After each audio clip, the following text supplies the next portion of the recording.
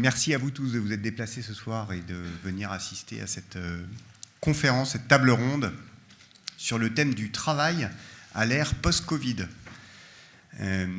Voilà, donc on a un plateau de choix ce soir avec des intervenants de très bonne qualité. Je suis heureux d'accueillir Fanny Lederlin. Alors, on a un peu brouillé les pistes, ils ne sont pas assis dans l'ordre de la slide. Ça, c'est pour, pour brouiller les pistes dès le début. Fanny Lederlin, Romain Ben-David, Valérie Dacade, et le débat sera animé par Roselyne Dubois. Roselyne, je te laisse la parole. Merci à vous et bonne soirée. Bonsoir à tous. Alors on a divisé cette soirée en trois parties. La première, les changements qui marquent le marché du travail et le rapport à l'emploi. On va voir que c'est surtout ça qui a beaucoup évolué. Est-ce que ce sont des évolutions, des ruptures? Comment on en est arrivé là et pourquoi? Une deuxième partie autour des réponses qui sont apportées, aussi bien côté employeur que les salariés. Que veulent-ils vraiment? Comment redonner de l'attractivité au travail? Que vaut aujourd'hui la valeur travail? Et puis en troisième et dernière partie, des conseils aux entrants sur le marché du travail, mais aussi avec le débat actuel sur l'allongement de la durée du temps de travail, ceux qui y sont, les seniors notamment, qui aujourd'hui n'ont plus forcément leur place. Est-ce que ces bouleversements, ces ruptures qui sont en train de se jouer vont créer des opportunités de nouvelles places pour eux? On va voir, surtout que comme on vit ça un peu en direct, on n'a pas encore forcément aujourd'hui toutes les réponses, mais ça lance un très beau débat. Et on va commencer avec Romain, qui grâce à son travail à la Fondation Jean Jaurès a publié plusieurs notes déjà sur ce sujet de l'emploi. Vous parlez de transformation hors norme, surtout dans la façon d'envisager le travail, et c'est le rapport au travail, je le disais, qui a beaucoup évolué. Oui, bonsoir à tous. Effectivement, si on retient la phrase qu'avait prononcée Emmanuel Macron au tout début du confinement, qui est plus rien ne sera plus jamais comme avant, s'il y a bien un domaine où ça continue à être comme ça et où on est en train de vivre de profondes transformations, c'est dans le travail. L'avantage qu'on a à l'IFOP, c'est on peut poser des mêmes questions à plusieurs années d'intervalle. Et quand on interroge les Français sur la place du travail dans leur vie, si on remonte aux années 90, donc il n'y a pas si longtemps, il y a une trentaine d'années, on avait 60% d'actifs qui considéraient que le travail occupait une place très importante dans sa vie. Aujourd'hui, en 2022, on est à 21%. Donc le score très important du travail s'est complètement effondré. Alors, on peut en tirer deux enseignements. La première, attention, ça ne veut pas dire qu'il n'y a plus d'envie de travail, contrairement à ce qu'on peut lire à droite à gauche. On n'est pas devenu une société de feignants. Le travail continue à être important d'ailleurs pour 80% des Français. Il n'est simplement plus aussi très important. Il est assez important. Et ça veut dire donc que le travail n'est plus aussi structurant, n'occupe plus une place centrale. Ce qui n'est pas facile à admettre en premier lieu par les politiques, quel que soit le bord de gauche comme de droite, tant les débats philosophiques ont longtemps été, la question travail a longtemps été au centre des débats philosophiques. Je schématise, mais si vous êtes plutôt marxiste, l'idée c'est de prendre le pouvoir dans les usines, donc par le travail. Si vous êtes plutôt libéral, c'est l'émancipation par le travail. Aujourd'hui, pour beaucoup, et notamment pour les plus jeunes, pour beaucoup de Français, ce n'est plus le travail qui est central, et c'est même au travail de s'adapter à sa vie, et non plus ce que beaucoup de générations ont fait, qui était l'inverse dans le passé. Et du coup, Valérie, ce rapport au travail totalement différent fait aussi totalement évoluer le recrutement, qui devient plus compliqué, et on a du mal aussi à faire rester les gens dans l'entreprise. Oui, du côté de l'entreprise, des choses assez marquantes depuis le retour dans les bureaux en période post-Covid. Un petit peu dans le sens décrit par Romain, oui, on sent que, et c'est aussi soutenu par le télétravail, qui dit télétravail dit plus de liberté, moins de contraintes, plus de flexibilité, et on peut probablement faire un lien direct aussi avec cet espace d'activité en dehors du travail, cet espace de loisir, moi je dirais, qui prend pas mal de place en opposition à toute la place que prenait le travail précédemment. Le retour en entreprise après le Covid, ça a été d'abord, et probablement à la surprise de tout le monde, une très grande reprise avec une dynamique dans le monde du recrutement à laquelle on n'était probablement pas préparé et on s'y attendait peu. Et du coup, un marché très tendu, une difficulté pour toutes les entreprises, quelles qu'elles soient, petites ou grandes, tous secteurs confondus. Le recrutement est devenu un casse-tête aujourd'hui pour tout le monde. Renversement quand même total Et du rapport de force. Parce que ma génération a grandi avec le chômage en permanence. Et là, on est dans l'autre sens. J'allais y venir avec un renversement total du rapport de force entre l'employeur et le candidat, si je prends l'image un peu. Et donc, le pouvoir n'est plus du côté de l'entreprise ou de l'employeur, il est du côté du candidat. Et ça, c'est vraiment une donnée très, très nouvelle qui est perturbante du côté de l'entreprise et à laquelle il faut s'adapter vite parce que sinon, c'est sans issue. Voilà un petit peu pour illustrer. On sent aussi des demandes, donc des attentes et des demandes fortes du côté du candidat qui s'imposent un peu à l'entreprise et à l'employeur aujourd'hui. Et deuxième caractéristique forte, c'est cette quête de sens au travers du travail qui est largement, pratiquement à l'unanimité exprimée par les collaborateurs aujourd'hui. C'est-à-dire travailler oui, travailler peut-être moins, mais travailler oui. Et en tout cas, dans une optique de collaboration, un sujet auquel ils sont sensibles, une donnée, une contribution à une œuvre au sein de la société par le travail. C'est intéressant cette quête de sens, on va revenir, parce que c'est pas forcément une génération paresseuse ou pourri gâtée comme on a pu l'entendre, parce que là on parle de très jeunes, on parle des 18-25 ans, des 18-30 ans. Juste Fanny, comment est-ce qu'avec les outils de la philosophie, vous analysez ça? Comment est-ce qu'on en est arrivé là? Comment le travail a perdu ce côté reconnaissance, fierté à grandir dans son travail? Qu'est-ce qui fait qu'aujourd'hui c'est moins valorisant en fait? Alors, ce que je vous propose peut-être, c'est d'abord quelques éléments de précision. On parle là du travail en général, on vient de parler d'un renversement de rapport de force. Peut-être faut-il préciser de quelle catégorie de travailleurs on adresse. J'imagine que lors de vos recrutements, vous vous adressez essentiellement à des cadres ou à des employés. Il faut savoir qu'en termes de rapport de force, les choses n'ont pas foncièrement changé pour ce qui concerne les ouvriers, pour ce qui concerne les assistantes à domicile, pour ce qui concerne les infirmières, tout ce qu'on nommait pendant le Covid, les travailleurs de seconde ligne, qui ont, pendant cet arrêt de travail généralisé qu'a constitué pour 40% de la population le Covid, qui eux ont continué à travailler. Donc déjà, quelques éléments de précision pour commencer à affiner un petit peu et à travailler dans un grain un petit peu plus fin cette question du rapport au travail. Il y a effectivement un questionnement peut-être général, un regard de plus en plus critique qui est posé et effectivement qui dépasse simplement la catégorie des cadres, puisqu'on s'aperçoit que par exemple dans le domaine des services publics, travail en hôpital, travail dans l'éducation, il y a de plus en plus de questionnements sur l'utilité du travail, alors que c'était, il y a encore quelques années seulement, des métiers qui étaient reconnus socialement, reconnus dans leur utilité. Donc ça, c'est juste un premier point, et peut-être on pourra l'explorer davantage tout à l'heure, mais pour remettre un petit peu les choses en place, quand on parle d'un renversement de rapport de force, attention à peut-être ne pas faire de trop grandes généralités. Ensuite, si vous le voulez bien, je voudrais revenir sur les évolutions, les mutations du travail qui nous touchaient tous avant l'apparition du Covid. Parce que finalement, le Covid a été une sorte d'accélération, peut-être de mise en lumière, de mutation qui existait déjà. Au moment où je publiais Les dépossédés de l'open space, un titre quand même dont on sent qu'il a une portée éminemment critique, je le publiais en mars 2020, donc avant le confinement, avant l'arrêt de travail. Et quand j'adressais ce problème de l'open space, je pense que ça fait écho pour chacun d'entre vous, j'adressais ce sentiment que de plus en plus de travailleurs ressentaient dans leur bureau d'être des nomades, sans bureau fixe. On parlait des open space, mais aussi des flex office qui se développaient à l'époque beaucoup, avant même qu'apparaisse le télétravail. Et donc, il y avait déjà des éléments de souffrance au travail qui apparaissaient. Pour moi, ces éléments sont liés à 3 mutations majeures. La première, c'est la question de la mondialisation.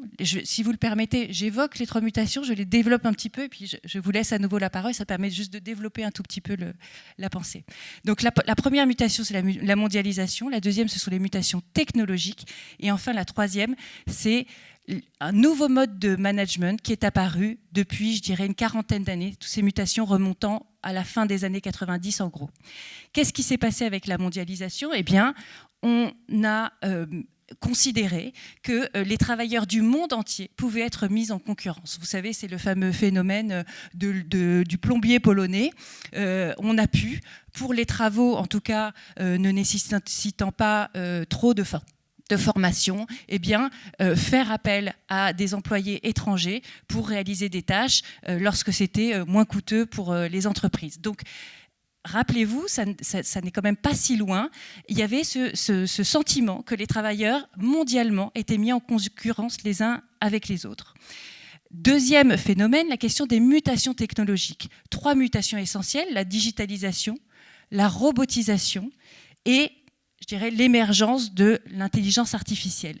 Quelles sont les conséquences de ces mutations ? D'abord, une forme de tâcheronisation, c'est-à-dire de standardisation du travail, y compris dans les tâches qui jusqu'à présent, dans les métiers qui jusqu'à présent avaient échappé à cette forme de taylorisation, donc les métiers de cadre notamment, qui aujourd'hui de plus en plus sont organisés, surveillés par des outils informatiques, commandés par l'intelligence artificielle, mais aussi, je parle des cadres, mais aussi par exemple les travailleurs du soin, infirmières, aides-soignantes, etc., qui de plus en plus se voient commander leurs tâches, rythmer leurs tâches par des applications électroniques et qui donc perdent progressivement l'autonomie dans la réalisation de leur métier. Également, lié à ces mutations technologiques, l'émergence du travail indépendant avec notamment l'apparition des employeurs qui sont les plateformes, Uber, Deliveroo, etc., qui évidemment concernent une minorité de travailleurs aujourd'hui, mais qui distillent dans l'opinion, et notamment chez les jeunes travailleurs, l'idée qu'aujourd'hui, quand on veut travailler, on n'est pas obligé d'être salarié. On peut être indépendant, créer sa micro-entreprise, c'est pas compliqué.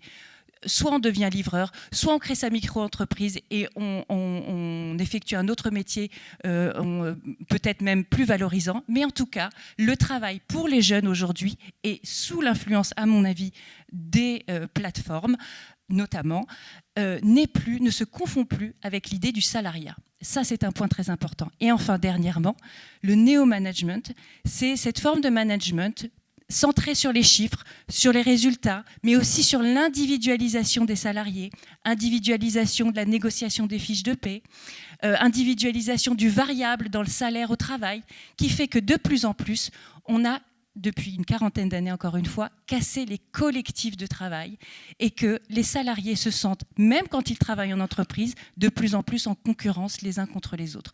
Donc voilà 3 phénomènes qui me semblent majeurs et qui expliquaient déjà en partie le mal-être des travailleurs au moment où a surgi le Covid et où cet arrêt de travail généralisé a permis à chacun de se demander, mais au fond, quel est le sens de mon travail ? Romain, vous vouliez ajouter quelque chose, compléter ? Peut-être affiner nous dans quelques points dans ce qu'on peut voir. Nous, on dit, enfin, dans nos enquêtes, on ne voit pas du tout que on ne voit pas un rapport de force inversé, hein, qu'on soit clair là-dessus.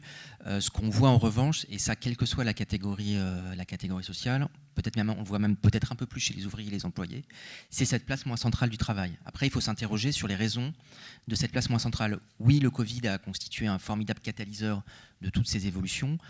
Pourquoi ? Parce que c'est une période où on a tous ici vécu une période assez anxiogène, que ce soit pour la santé de ses proches, la continuation ou non de son travail. Il y avait en grande partie les cadres qui expérimentaient le télétravail à marche forcée. Et puis il y avait tous les travailleurs de première ou de seconde ligne qui ont été reconnus à un moment donné, ça a été vite oublié, mais qui prenaient des risques en allant travailler sur leur travail. Et en fait, cette période de résilience fait que beaucoup ont gagné aussi en contrepartie, en confiance, et que cette confiance fait que les questions qu'on se posait moins avant, ou en tout cas qui étaient plus facilement acceptables, aujourd'hui on se pose davantage ces questions et on est moins prêt à accepter ces choses. Les difficultés de recrutement, il y en a autant chez les cadres, mais vous en avez aussi l'été dans l'hôtellerie, on en a dans la restauration. Aucun secteur ni aucune catégorie d'employés ou de salariés n'est épargné par ces difficultés de recrutement. Et chacun, les plus jeunes, mais pas forcément, considèrent que le travail est très important, mais n'est plus central. Alors, ce qu'il faut faire attention aussi avec ça, c'est la nuance entre travail et emploi. Personne ne rejette le travail. On a même, nous, vu moi j'ai lu des enquêtes réalisées dans des prisons où il y a des dépressions, il y a des burn-out quand les personnes ne peuvent pas travailler. On a tous besoin de travailler d'une manière ou d'une autre. On l'a vu au moment du confinement. Exactement. C'était compliqué. Exactement. En revanche, l'emploi tel qu'il se présente actuellement fait beaucoup moins envie. Et là, on pourra s'interroger après sur les raisons qui font que l'emploi fait moins envie. On peut faire un parallèle avec l'abstention électorale. On voit un phénomène, je ne vais pas vous l'apprendre, d'abstention massive, y compris pour l'élection présidentielle, qui est l'élection reine de la 5e République, et une abstention qui est encore plus qu'on n'a jamais vue chez les jeunes, au point de parler d'abstention générationnelle. Ça ne veut pas dire que les personnes ne s'intéressent plus à la politique. Par contre, il y a un déficit de confiance dans les représentations, mais on va pouvoir faire de la politique peut-être autrement. On l'a vu avec la crise des Gilets jaunes, on le voit avec les jeunes qui trouvent d'autres formes de mobilisation dont on peut... je ne suis pas là pour dire que c'est bien ou pas bien, mais il y a d'autres formes de mobilisation. C'est pareil, c'est un peu pareil avec l'emploi. On peut faire ce parallèle avec une abstention vis-à-vis de l'emploi, qui ne veut pas dire un rejet du travail, mais l'emploi tel qu'il se présente aujourd'hui en France, et on se pose davantage la question aujourd'hui. Là aussi, il y a l'exemple des... Alors, je ne dis pas du tout qu'on vit en dictature, mais quand vous vivez sous une dictature, on ne se demande pas si les choses sont bien ou pas, on fait les choses. Et c'est uniquement quand on commence à réfléchir du sens et de pourquoi on fait ces choses-là, que là, on peut remettre les choses en question. Et pendant cette crise sanitaire, on a tous appuyé sur pause et on s'est mis à réfléchir au sens de sa vie et donc au sens de son travail. Pourquoi je fais ça ? Pourquoi on me demande ça ? Ce qui avant paraissait naturel, aujourd'hui le paraît un petit peu moins. Et concrètement, ça veut dire que les attentes ont changé, les priorités ont changé, le rapport peut-être aussi à l'argent a évolué ? Alors, le rapport à l'argent n'a pas tant évolué que ça, parce que comme je l'expliquais, d'abord quand on est jeune, alors si je parle des plus jeunes, il y a quand même cette volonté de s'insérer professionnellement. On n'a pas toujours le choix de se poser des... Pour les cadres, certes, on peut se poser des questions. Quand on travaille dans une plateforme ou quand on est livreur VTC, la notion de sens au travail, on est d'abord dans l'idée de il faut pouvoir se nourrir. Donc, ça dépend déjà de qui on parle, mais pour toutes ces personnes-là, la notion effectivement le rapport même au travail a évolué et ça provient aussi, ça peut provenir beaucoup d'un sentiment de reconnaissance qui est considéré comme insuffisant. Et quand on dit reconnaissance, c'est pas, je mets de côté l'aspect salarial, même s'il est très important. Il y a dans cette culture, il y a une absence dans la culture managériale française de la reconnaissance du travail à sa juste valeur. Qui, quand on pose la même question à des salariés britanniques ou allemands, on n'a pas du tout les mêmes... les réponses sont beaucoup plus élevées, alors qu'on n'est pas mieux payé. Il n'y a pas de raison de penser qu'on est mieux payé dans ces pays par rapport à la France. Mais il y a cette absence, il y a ce manque de reconnaissance qui est perçu, et ce manque aussi, cette difficulté de se projeter dans son travail. C'est-à-dire que, et on pourra en parler pour les seniors, l'idée aussi de dire je peux évoluer dans mon entreprise, pas que hiérarchiquement, tout le monde n'a pas forcément envie, mais faire d'autres choses, me former à d'autres métiers. Il y a très peu d'écoute là-dessus, ou alors ça va être un plan global de formation, mais il y a très peu d'écoute. Et quand on se plaint des difficultés de recrutement, on peut peut-être commencer par se demander, d'abord conservons les talents qui sont dans l'entreprise. Et on a souvent le sentiment en France, en tout cas les salariés, que l'entreprise ne marche pas sur ses deux jambes, c'est-à-dire qu'elle est très performante. Les salariés ont une très haute image de leur entreprise vis-à-vis de ses clients, quand on est dans le public, vis-à-vis des usagers. En revanche, il y a un décalage entre la performance de l'entreprise ou de la collectivité ou du service public vis-à-vis de l'extérieur et la reconnaissance qu'elle apporte en interne, ce qui est d'autant plus frustrant qu'en tant que salarié ou en tant qu'agent, on a le sentiment de contribuer à ça. Et juste un point sur la reconnaissance, quand on regarde un peu, quand on se penche un peu sur la crise des Gilets jaunes, il y a des explications multiples, mais la plupart des personnes qui, nous, dans nos enquêtes, en tout cas, qui se disaient en soutien ou en sympathie pour ce mouvement, étaient des personnes qui travaillaient. Simplement, quand on écoutait un peu, il y avait cette idée de reconnaissance. On est invisible, on n'est pas reconnu, alors certes pour le salaire, mais pas que. On est considérés comme des invisibles, et la crise sanitaire a presque donné une revanche à certains d'entre eux, quand on s'est mis à voir qu'il y avait aussi des fonctions essentielles dans notre quotidien, si on arrêtait, nous, le travail, en tant que ceux qui étaient cadres s'arrêtaient, d'autres personnes ne pouvaient pas s'arrêter pour le fonctionnement de la société. Et ça a presque été une revanche posthume qui a été malheureusement qu'une parenthèse. Bon, il y aurait beaucoup de choses à dire là-dessus. Il y a beaucoup de choses à dire de toute façon sur ce thème. Valérie, vous pouvez peut-être répondre pour le côté justement recruteur. À quel point aujourd'hui c'est compliqué aussi de répondre à ces attentes peut-être incomprises aussi des candidats ? Oui, il y a aussi peut-être un fossé qui se crée entre le créateur d'entreprise, l'employeur, avec toute la responsabilité d'un chef d'entreprise, la prise de risque, la paperasse, tout ce qui revient qui est du ressort du chef d'entreprise, et les employés qui arrivent avec des attentes fortes, un peu toujours. Ces attentes, quelles sont-elles ? Moi, je ne suis pas sûre d'en avoir une image très précise. Il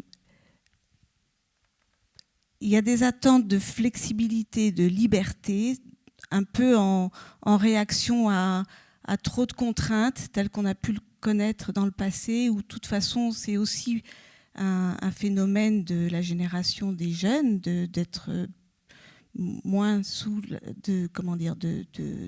rejeter un peu trop de contraintes. Et maintenant, la vision exacte de leurs attentes, c'est une forme de liberté, une quête de sens par rapport au sujet et le socle de leur activité professionnelle. Moi, actuellement, j'accompagne une entreprise, jeune start-up, qui développe, dont l'activité est la production d'énergie solaire. Et donc, clairement, dans la motivation de tous les candidats, il y a cet intérêt fort pour contribuer par le travail à la transition énergétique aujourd'hui. Et c'est un élément fort de leur candidature en général. Moi, espace de liberté et quête de sens, c'est les deux mots-clés, idées clés dont je suis le plus certaine par rapport à leurs attentes. Les autres sont plus flous. Ce qui est intéressant, Fanny, c'est qu'on gagne en temps de loisirs, en qualité de temps aussi passé avec la famille. Tout ça, c'est positif. On oublie aussi ce qu'on perd à donner moins à moins se trouver dans son travail. Oui, je voudrais rebondir avant de répondre à votre question sur ce que vous évoquez, sur cette double attente, parce qu'en fait, je la trouve paradoxale. Liberté et quête de sens.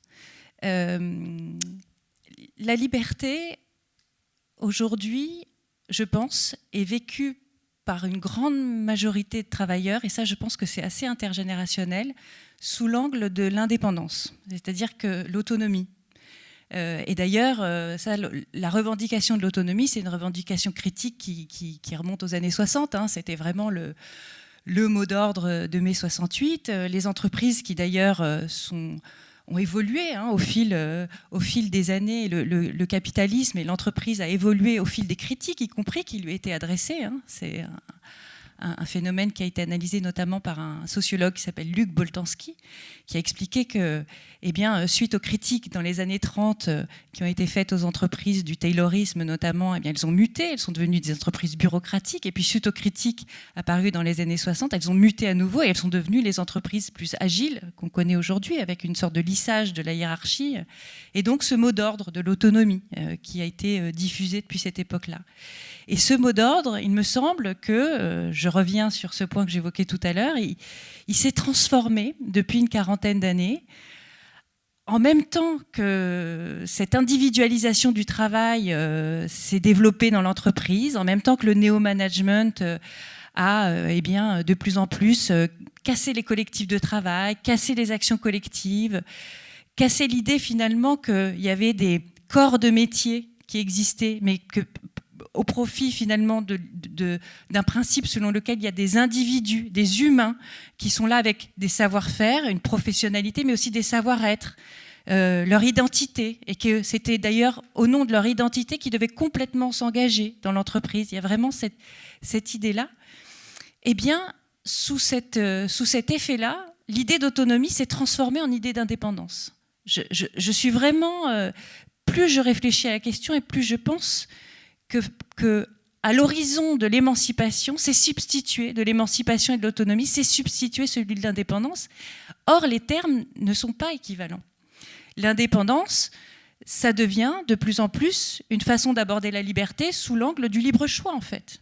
comme on peut avoir un libre choix quand on est client dans un magasin. Et donc, de plus en plus de salariés, alors plutôt les cadres, je pense, et plutôt ceux qui sont protégés par un métier qui ne subit pas trop de chômage, donc qui sont plutôt en position de force, vivent l'entreprise comme un lieu où ils vont pouvoir choisir, enfin en tout cas négocier, dans une relation contractuelle, leur salaire, leurs horaires, effectivement penser à la question du bien-être, à un meilleur rapport entre la vie privée et la vie professionnelle. Voilà, il y a ce rapport au travail qui est de plus en plus presque clientéliste. Avec, encore une fois, en ligne de mire, cette idée d'indépendance. Et l'idée d'ailleurs selon laquelle, si ça ne me plaît plus en entreprise, si l'employeur ne répond pas correctement à mes requêtes, eh bien, je pourrais toujours me mettre en indépendant. Je pourrais toujours créer ma micro-entreprise. En 2021, 300 000 micro-entreprises ont été créées. C'est un mouvement de fond. 43%, ça c'est une étude que j'ai trouvée qui date de 2019, donc je me demande si le chiffre n'a pas encore augmenté. 43% des jeunes aujourd'hui n'envisagent pas leur avenir professionnel sous la forme du salariat, mais sous la forme de l'indépendance. Donc je pense qu'on est là face à un mouvement de fond dont je n'ai pas encore tous les tenants et les aboutissants, mais que je vous soumets comme un angle de réflexion vraiment important. Et d'ailleurs, il me semble que les entreprises, les DRH, les patrons d'entreprise feraient bien d'y réfléchir très sérieusement, parce qu'aujourd'hui, s'ils veulent retenir des talents, leurs seuls concurrents ne sont pas les entreprises concurrentes, mais le travail indépendant. Vraiment. C'est un sujet, à mon avis, majeur. Pourquoi ça pose un problème ? Parce que ce qui disparaît avec le travail indépendant, c'est la question de la valeur du travail en commun.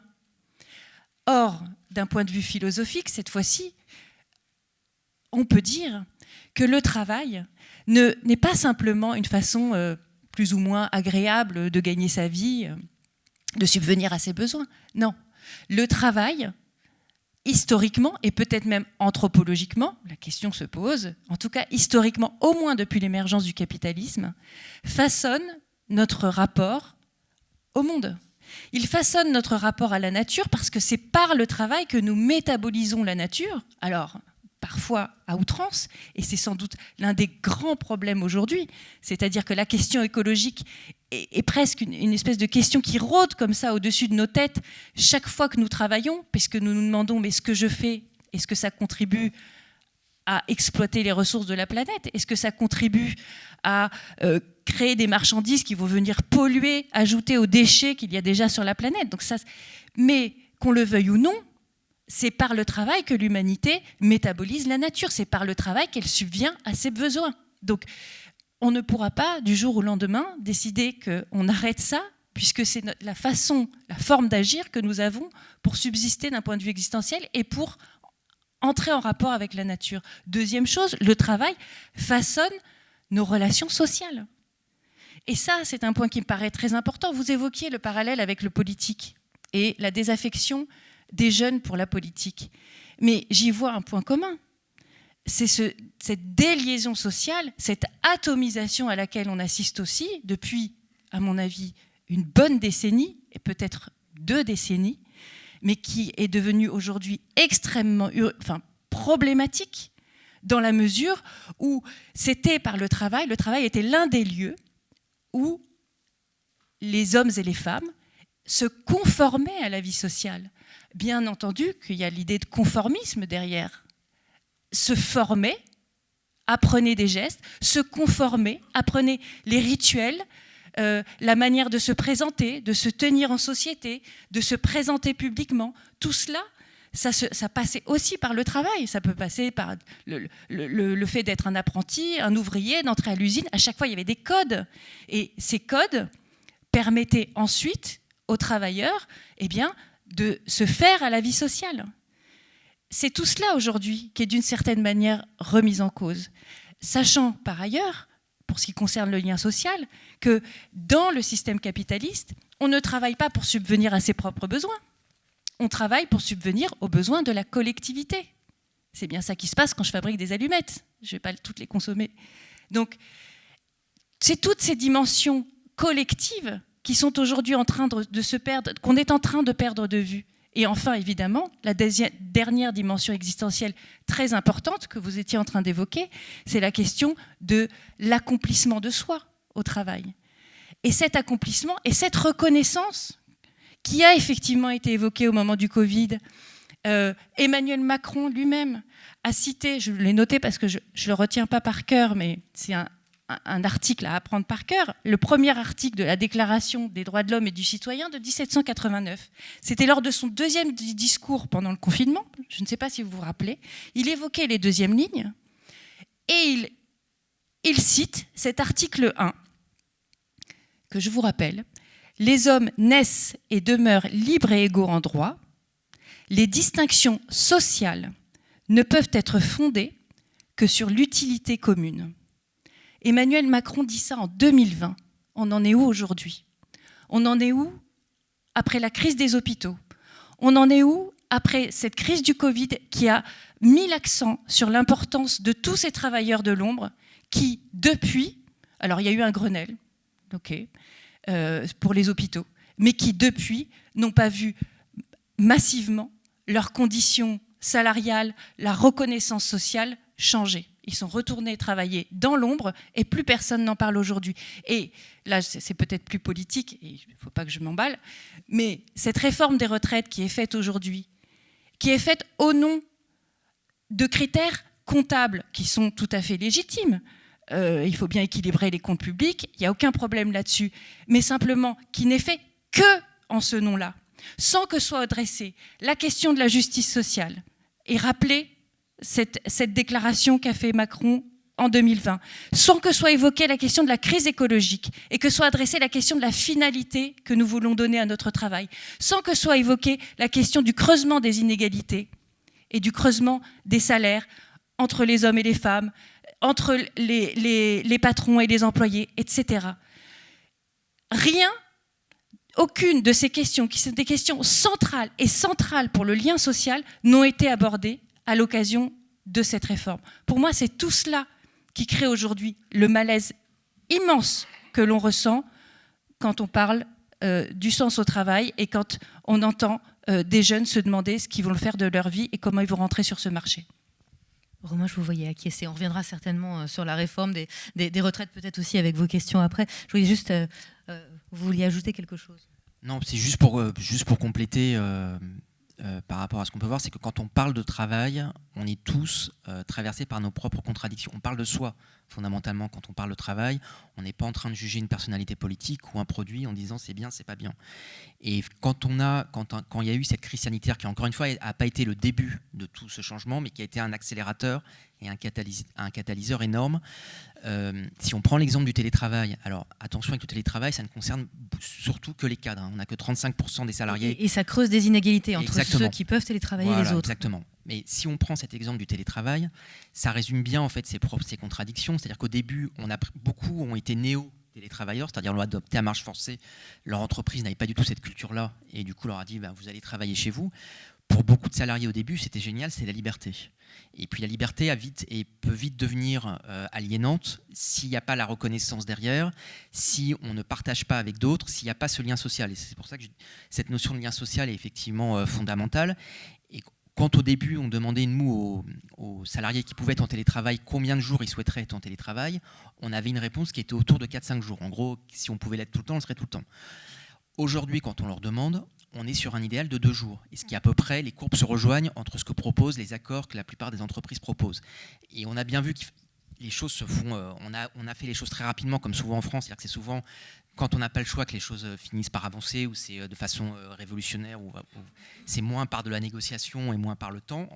C'est bien ou c'est pas bien, c'est comme ça. Là, dans le télétravail, ça a été au début, la liberté, c'est génial. Et après, je suis seul et je fais un burn-out. Et on s'est rendu compte qu'on avait besoin des deux. C'est-à-dire que l'autonomie, c'est bien.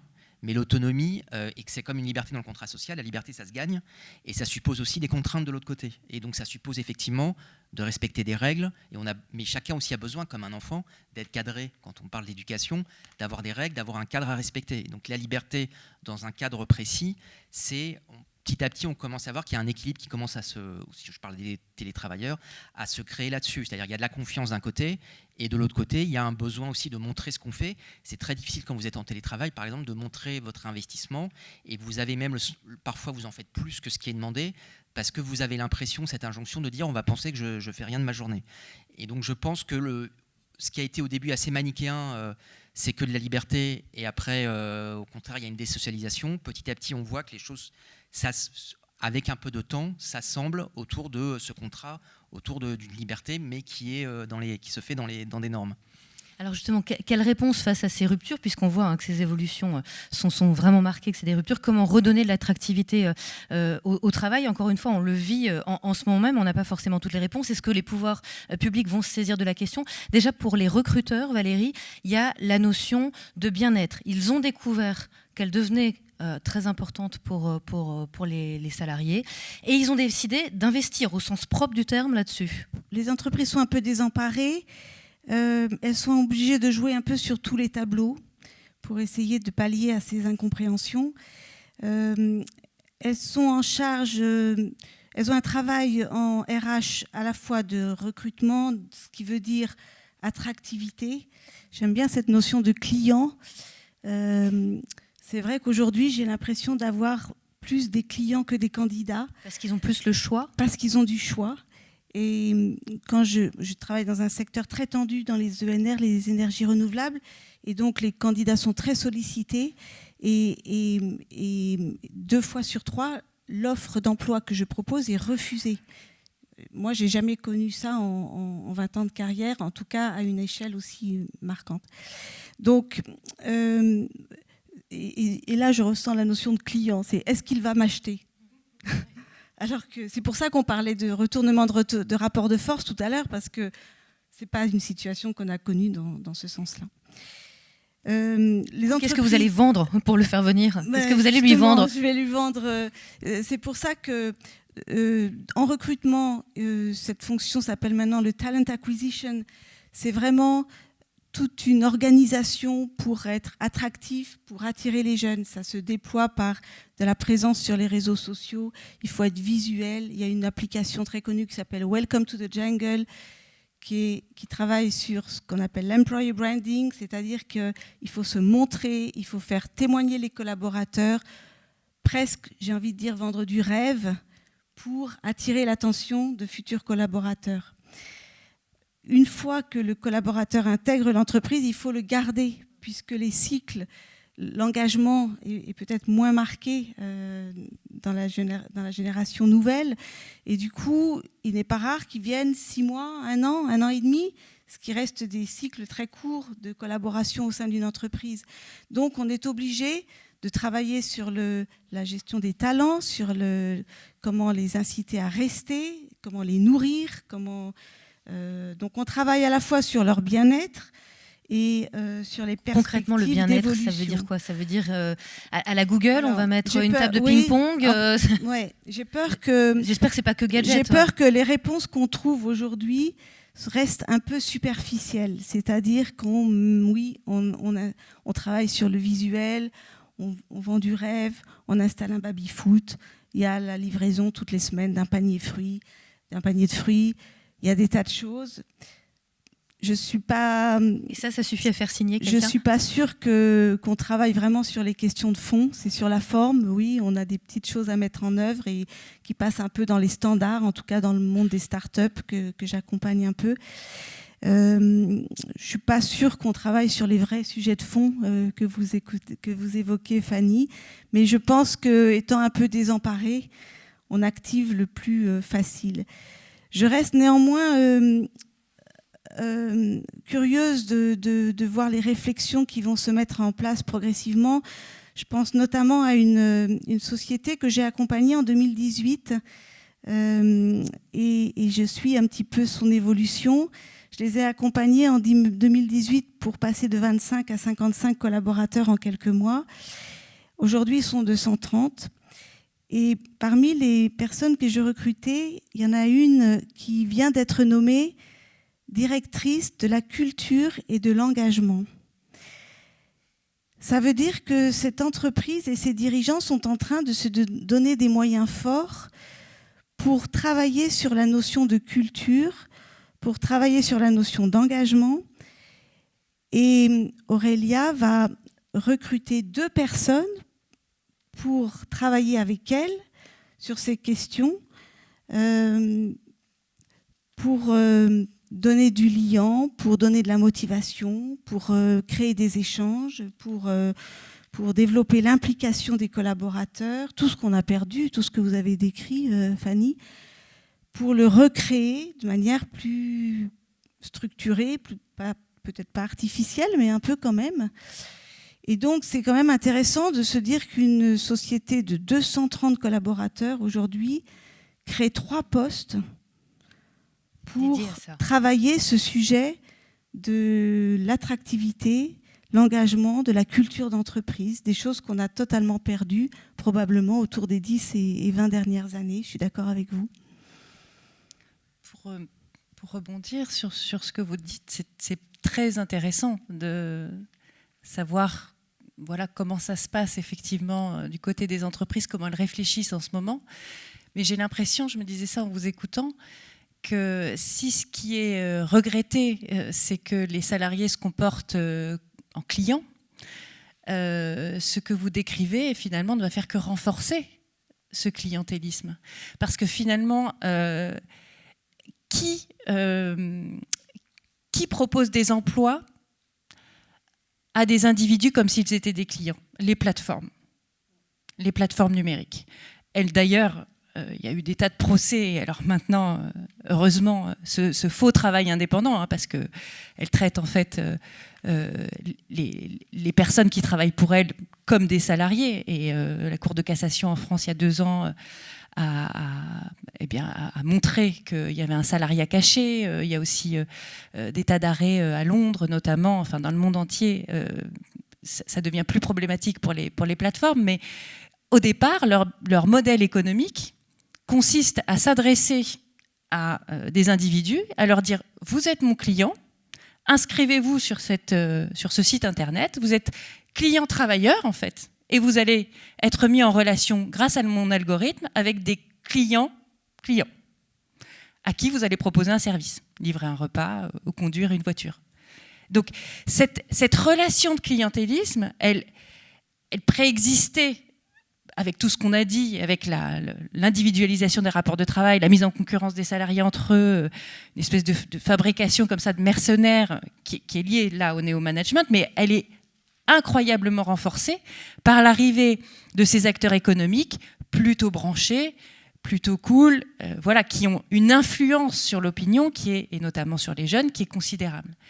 Et là, dans ce que vous décrivez, il me semble que d'une certaine manière, les entreprises qui s'adressent à leurs futurs salariés de cette manière, en essayant de se rendre très beau, de vendre du rêve, comme vous l'avez dit, de proposer le baby-foot, la livraison de panier repas, etc., eh bien, vraiment, se placent dans une relation qui est une relation de service vis-à-vis de clients. Et pour vous, c'est une erreur? Alors, il ne faut pas tout miser là-dessus.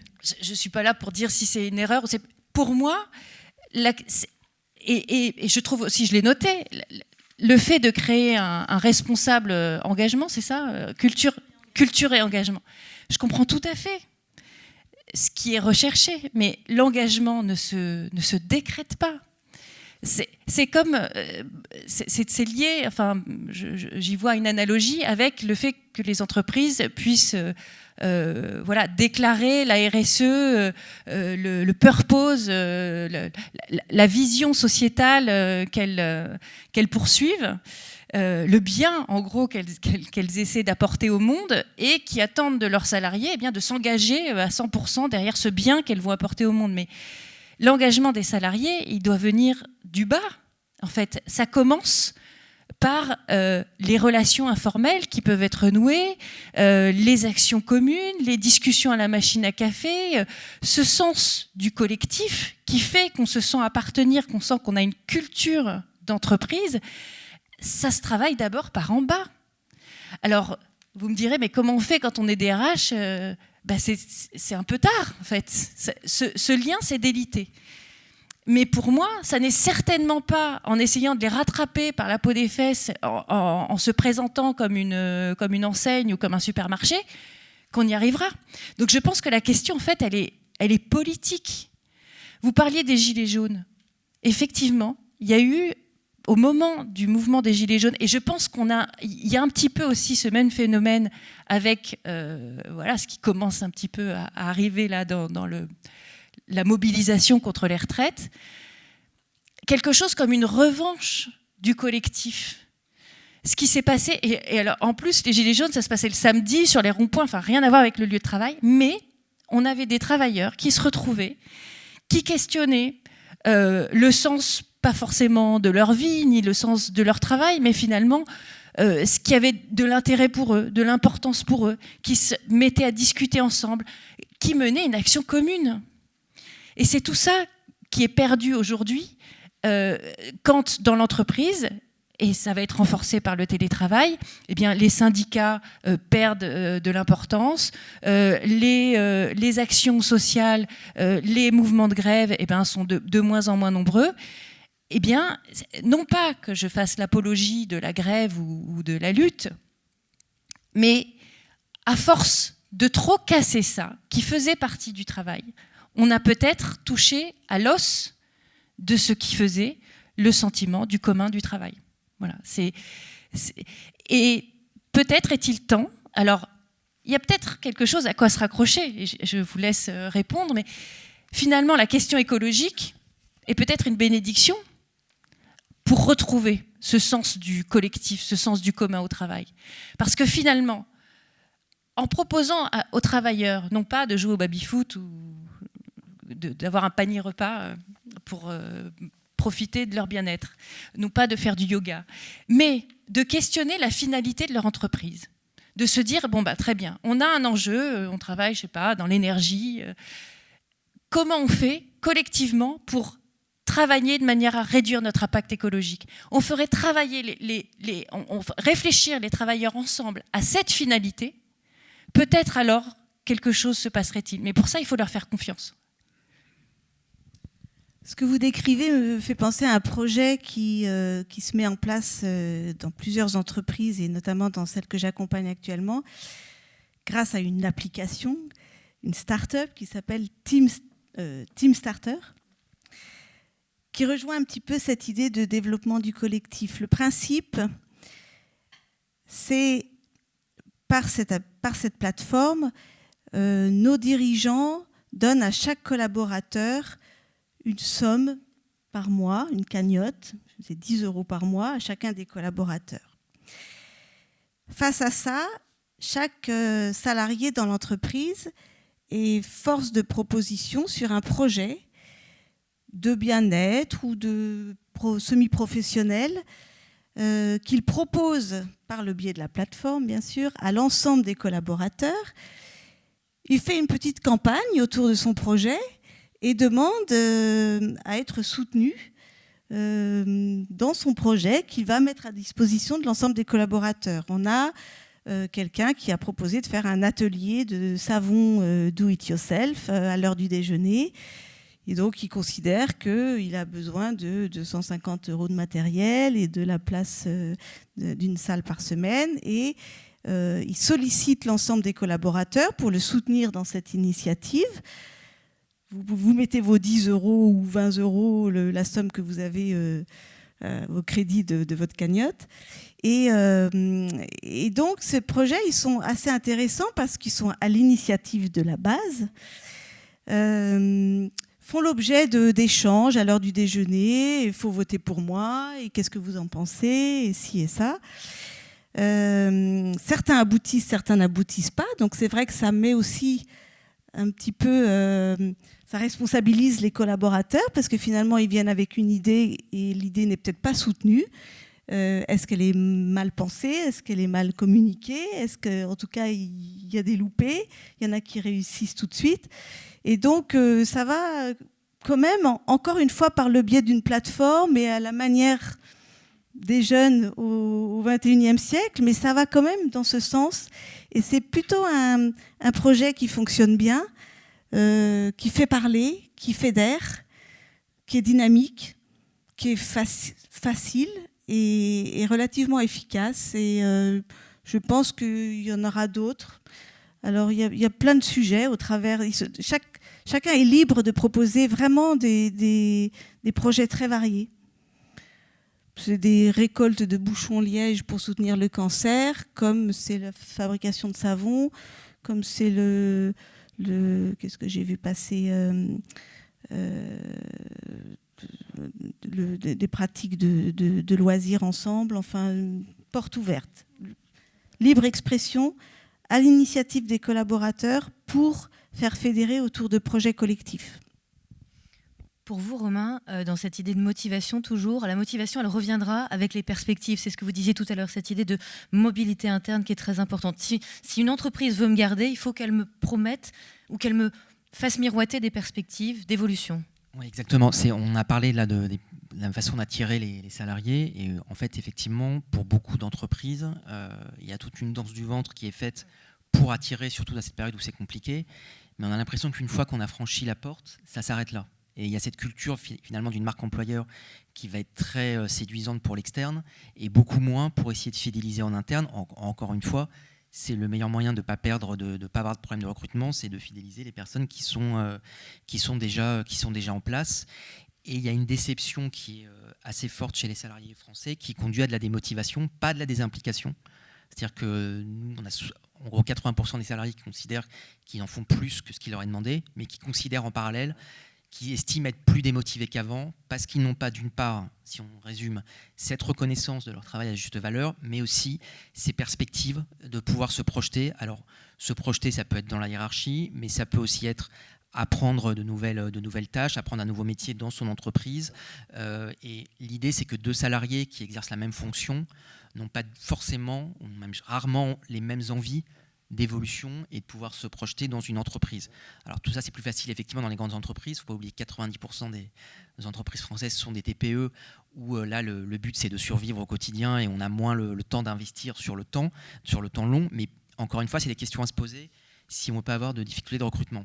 Et une autre alternative aussi, quand on parlait de renforcer la culture d'entreprise, qui peut faire peut-être la transition si on en parle après, on ne parle pas beaucoup des seniors dans ces efforts de marque employeur, c'est-à-dire qu'on parle beaucoup de RSE, on parle beaucoup de télétravail. Nous, dans nos enquêtes, les seniors alors quand je dis seniors, disons à partir de 50 ans qui peuvent télétravailler, ne le demandent pas forcément parce que ce n'est pas leur culture, ils n'ont pas été... ils n'ont pas été biberonnés ou élevés à ça. La dimension RSE, ils n'ont rien contre, mais ce n'est pas quelque chose dans laquelle eux veulent forcément s'impliquer.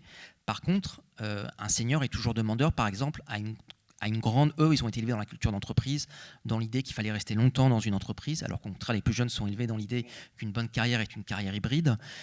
Les seniors ont un vrai rôle à jouer pour transmettre une culture d'entreprise.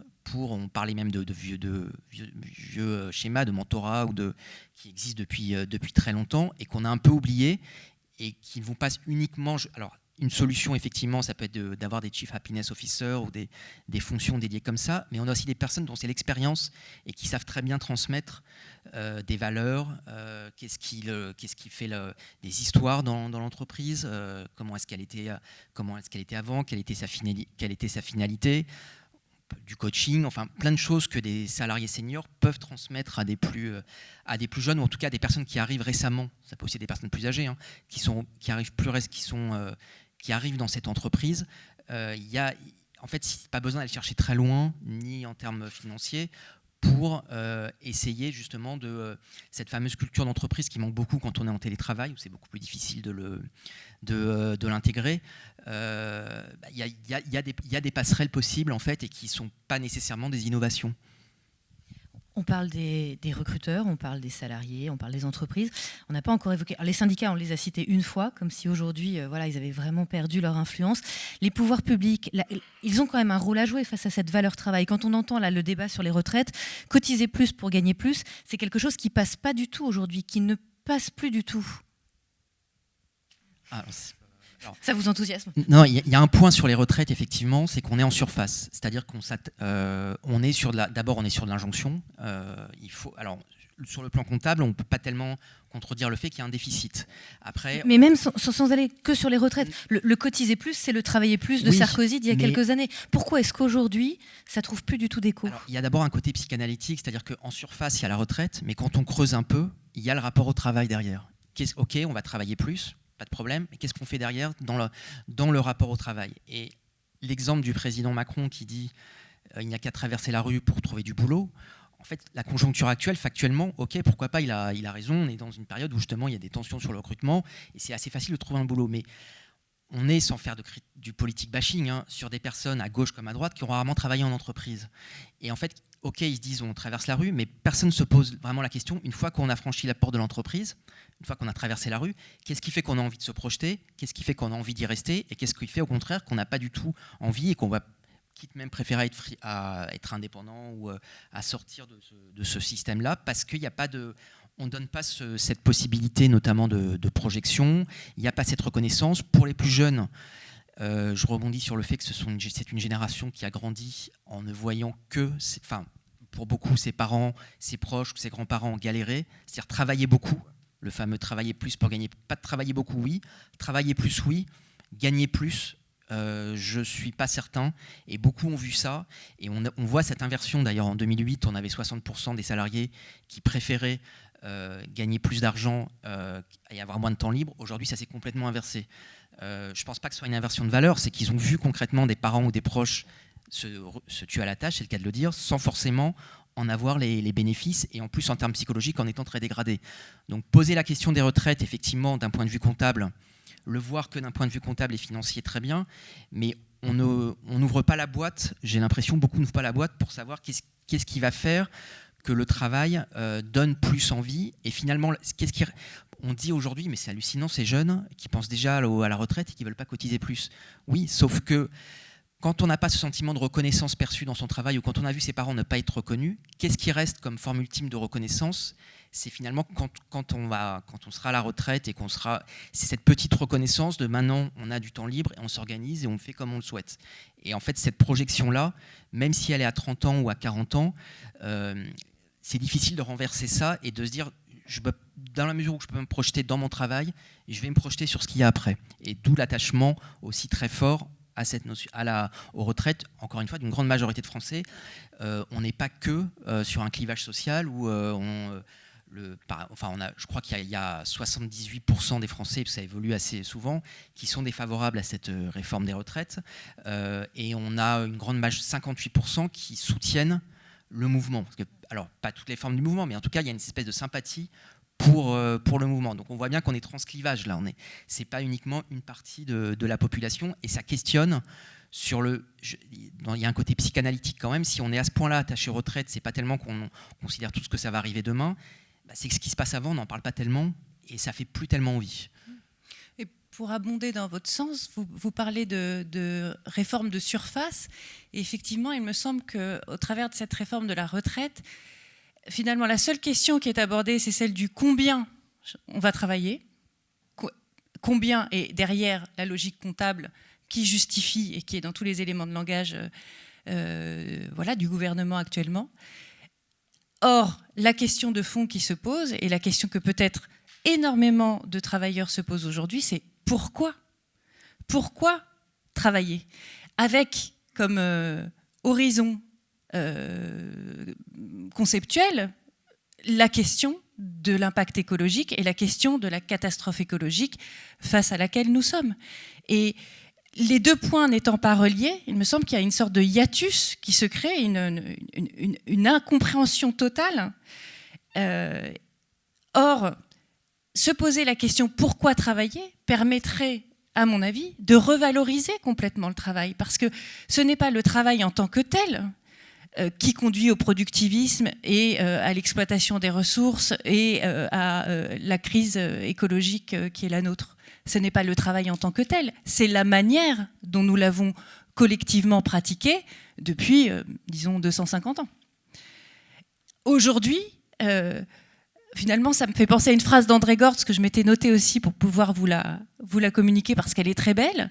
Finalement, les pouvoirs publics auraient tout intérêt à rentrer dans le fond des choses et au lieu de demander seulement combien, adresser, et pourquoi pas démocratiquement, tiens, ça serait une manière aussi de régénérer l'intérêt, notamment des jeunes, pour la vie politique, la question du pourquoi.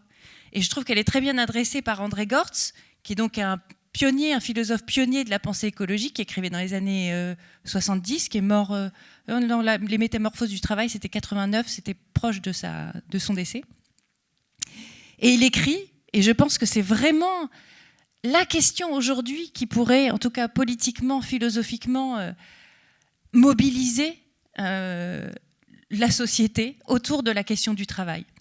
La liberté consiste moins, ou de moins en moins, à nous affranchir du travail nécessaire à la vie qu'à nous affranchir de l'hétéronomie, c'est-à-dire à reconquérir des espaces d'autonomie où nous puissions vouloir ce que nous faisons et en répondre. Vouloir ce que nous faisons et en répondre. Je pense que cette phrase-là, alors évidemment, tout le monde n'a pas lu André Gortz, tout le monde ne fait pas de la philo sur le travail, mais les salariés qui se questionnent aujourd'hui, qui se disent « mais tiens, mais pourquoi cette entreprise ?» Et puis les étudiants qui, après des études d'agronomie de 5 ou 6 ans, démissionnent avant même d'avoir été embauchés, disent « non, nous, on ne participera pas à ce mécanisme ». Les militants écologistes radicaux qui prônent le détravail en disant « je vais me mettre au RSA, comme ça, je suis sûr de ne pas contribuer à cette catastrophe qui est en cours ». Tous ces gens qui se posent ces questions-là, eh bien, pourraient au contraire réinvestir le travail en se disant « maintenant, la question, c'est de savoir comment je veux ce que je fais ». Et c'est une question qui doit s'adresser politiquement, collectivement. Alors, si on la traite, si on décide de s'y atteler, le rapport au travail, le sens au travail pourront réémerger à nouveau. Mais pour cela, il faut une volonté politique qui n'existe absolument pas aujourd'hui dans ce sens-là. Et j'y associe à cette question, j'y reviens, je l'ai un petit peu abordé tout à l'heure, la question de la justice sociale. On ne peut pas aujourd'hui mener une réforme, là, je ne veux pas lancer un débat politique, mais mener une réforme des retraites en posant la question simplement du combien tout le monde va travailler, sans regarder un peu plus dans le détail la question de la reconnaissance de certains métiers par rapport à d'autres. Et je voudrais juste évoquer, parce qu'on parle des mutations en général du travail, un point qui n'a pas encore été abordé et qui est, pour moi, assez fondamental, très peu connu. Les grandes entreprises, il y a encore une quarantaine d'années, mélangeaient dans leurs locaux des employés qui travaillaient explicitement à ce qu'elles produisaient. Mettons, si c'est une entreprise de service, voilà, des gens qui fabriquent ce service, une entreprise qui fabrique des pots de yaourt, des gens qui fabriquent ces pots de yaourt, des gens du marketing, des designers, des gens qui vont travailler sur le produit, etc. Et des employés qui étaient attachés à des services annexes, services généraux, nettoyage, informatique, gestion de flotte de véhicules, etc. Eh bien, depuis, là aussi, une quarantaine d'années, tout ça participe de la même mutation. Les grandes entreprises, progressivement, ont externalisé ces fonctions qui ne sont moins directement rentables, voire pas rentables, fonctions liées aux services généraux, et les ont sous-traitées. Ce qui fait qu'aujourd'hui, quand vous allez dans une entreprise, peut-être pas une start-up, et encore si, je pense une start-up aussi, vous me direz ça, quand vous allez dans une entreprise, qui nettoie l'entreprise ? Qui est la dame qui vient tôt le matin ou tard le soir pour nettoyer les bureaux ? Ce n'est pas une employée de l'entreprise, c'est une employée d'une entreprise sous-traitante dont les tarifs ont été négociés au forceps et qui, du coup, est moins payée, moins bien payée que si elle était employée par l'entreprise. Qui est la personne qui s'occupe du service informatique en général ? Un téléconseiller que vous allez appeler et qui travaille pour une entreprise sous-traitante. Et donc, il existe dans notre marché du travail une sorte de sous-marché avec des travailleurs qui sont moins bien payés, moins bien protégés. Souvent, ce sont des travailleurs migrants qui viennent d'avoir leurs papiers, qui sont... Vous connaissez par cœur l'histoire, vous avez déjà croisé ces gens-là. Et donc, on a cette espèce de marché du travail à double vitesse qui fait que la question sociale est, selon moi, plus prégnante que jamais. Bien sûr que ce n'est pas le souci qu'ont sans doute les personnes que vous recrutez. Mais tout cela contribue, selon moi, à déréaliser, à faire perdre le sens du travail, à faire perdre le sens du collectif. Parce qu'autrefois, on arrivait dans l'entreprise, on disait bonjour à la dame qui était à l'accueil et qui était une salariée comme nous. On disait bonjour à la personne qui repartait le matin, qui venait nettoyer les bureaux, qui était une salariée comme nous de l'entreprise. Et tout ça, ça faisait du commun. Et c'était des gens différents, d'origines sociales différentes, de milieux différents, payés différemment les uns des autres, mais qui se croisaient. Maintenant, il y a toute une partie des travailleurs qui sont des travailleurs de seconde zone, qui sont ignorés et qu'on ne croise presque pas. Voilà, c'est juste un autre point que je voulais vous soumettre pour, encore une fois, pointer ce diagnostic de ce délitement du collectif. Alors, vous pointez quelque chose qui est... moi, personnellement, je vous remercie parce que personne ne s'en empare de ce point-là. C'est complètement invisibilisé. Mais par tout le système, c'est-à-dire pas que les dirigeants, les syndicats pareil, parce que du coup ces personnes qui sont externalisées, il n'y a pas de représentation syndicale et les syndicats n'ont pas besoin de leur voix pour être élus. Donc en fait, ils sont exclus de tous les côtés, c'est-à-dire à la fois au niveau des décideurs, mais au niveau aussi de tout ce qui, de toute la négociation. L'exemple des Gilets jaunes n'est quand même pas très loin de ça, parce que l'idée de se retrouver sur les ronds-points, c'était aussi l'idée qu'on ne se parle plus, on ne se retrouve plus. Qu'est-ce qu'on va faire ? On va chacun raconter ce qu'on fait sur les ronds-points. Et même s'il n'était pas dans ce type de situation-là précis, il y avait quand même beaucoup de métiers invisibilisés. Les aides-soignantes, avant la crise sanitaire, on en parlait très peu. Et beaucoup de métiers de femmes précaires, on en parlait très peu. Je suis toujours très frappé, parce que moi j'ai coécrit un livre sur les chemins de l'égalité, donc le rapport les femmes, les hommes et le travail. Quand on entend beaucoup de féministes aujourd'hui, elles nous parlent à juste titre de l'accès des femmes à des postes de cadres dirigeants, à l'accès à des postes de responsabilité, ce qui est un vrai enjeu.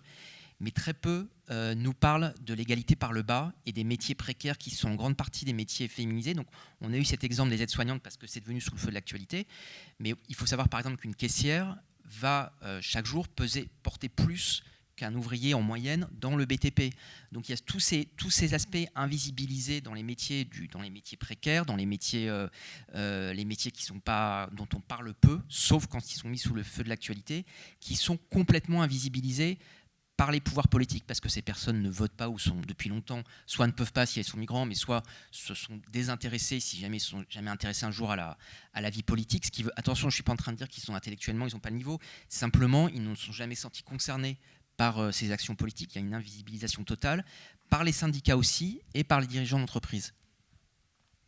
Pour avoir le temps pour les questions, on va passer quand même à la troisième et dernière partie.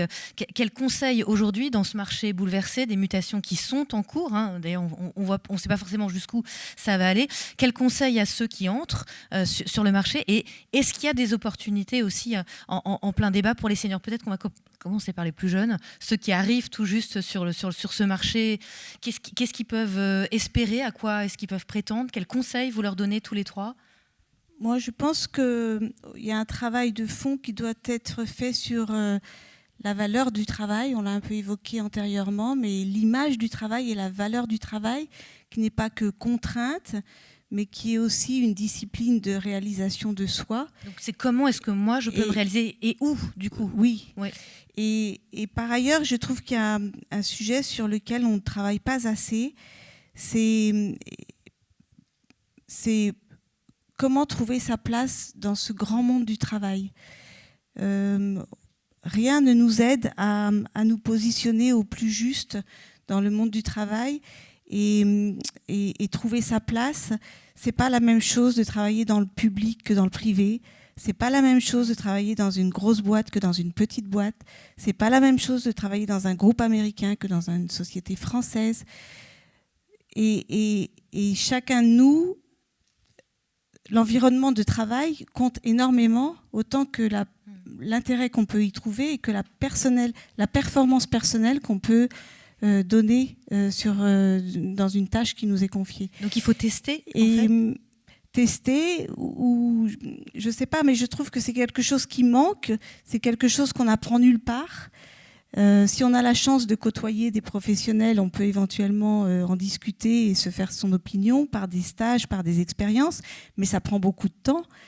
Et donc, c'est quelque chose, je ne sais pas très bien comment, mais je trouve que ça manque pour les jeunes notamment d'avoir cette connaissance de la structure même du monde du travail pour mieux se positionner par rapport à ce vaste marché du travail. Est-ce qu'aujourd'hui les études sont assez tournées vers l'entreprise ? Est-ce que l'école, est-ce que les études supérieures guident assez, font assez connaître le monde du travail concret tel qu'il est en entreprise, avec les rapports d'autorité, avec tout ce que ça entraîne derrière ? Mais on n'a pas besoin de ça. Elles le font trop. Ça aussi, c'est un phénomène convergent avec ce qu'on s'est raconté. L'école, c'est le lieu de l'apprentissage. Or, de plus en plus, avec le chômage en masse, avec les difficultés, il faut quand même aussi rappeler ça, les jeunes sont encore confrontés à un chômage considérable. 30% des jeunes, aujourd'hui, ont du mal à trouver un premier emploi. Donc, et effectivement, la réponse qui a été donnée par les pouvoirs publics depuis des décennies, c'est de dire qu'il faut que l'école prépare mieux les jeunes à leur travail. Mais c'est une fois qu'on a un bagage de savoir, une fois qu'on est éduqué de façon gratuite, je dirais, par amour du savoir, que normalement, on pourrait arriver en entreprise et là, on est formé. Et on est formé par les personnes plus âgées. Si on doit donner un conseil à un jeune aujourd'hui, moi, le premier conseil que je lui donnerais, c'est va voir les vieux. Va voir les vieux et ne fais pas que travailler avec eux. Passe des moments informels avec eux.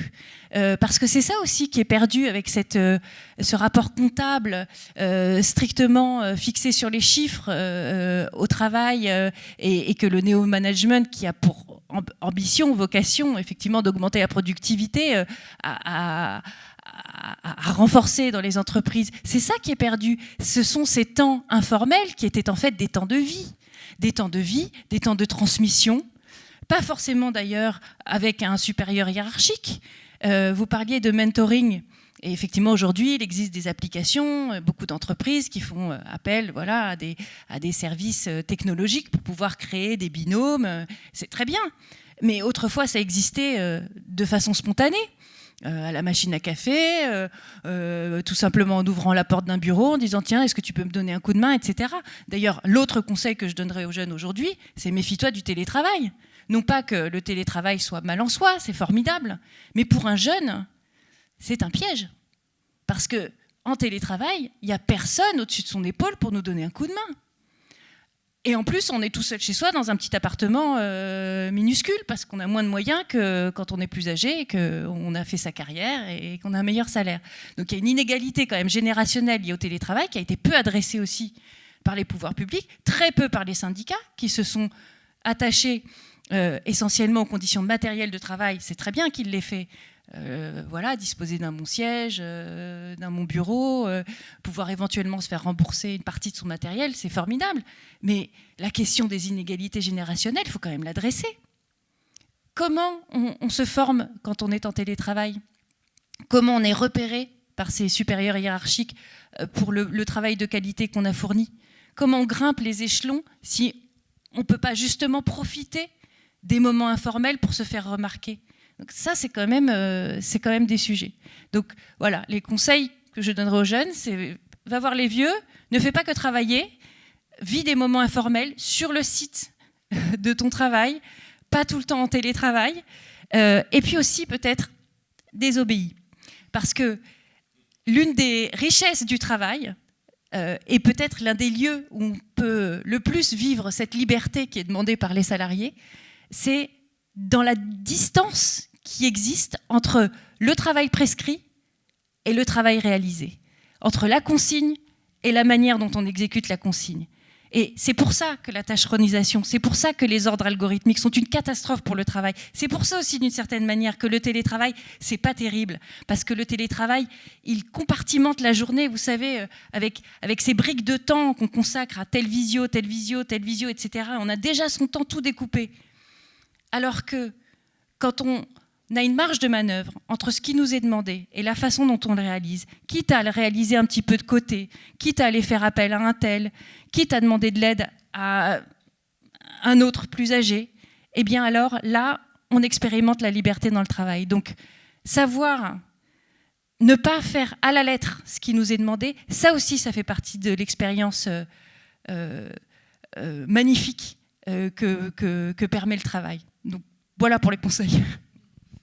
Romain ?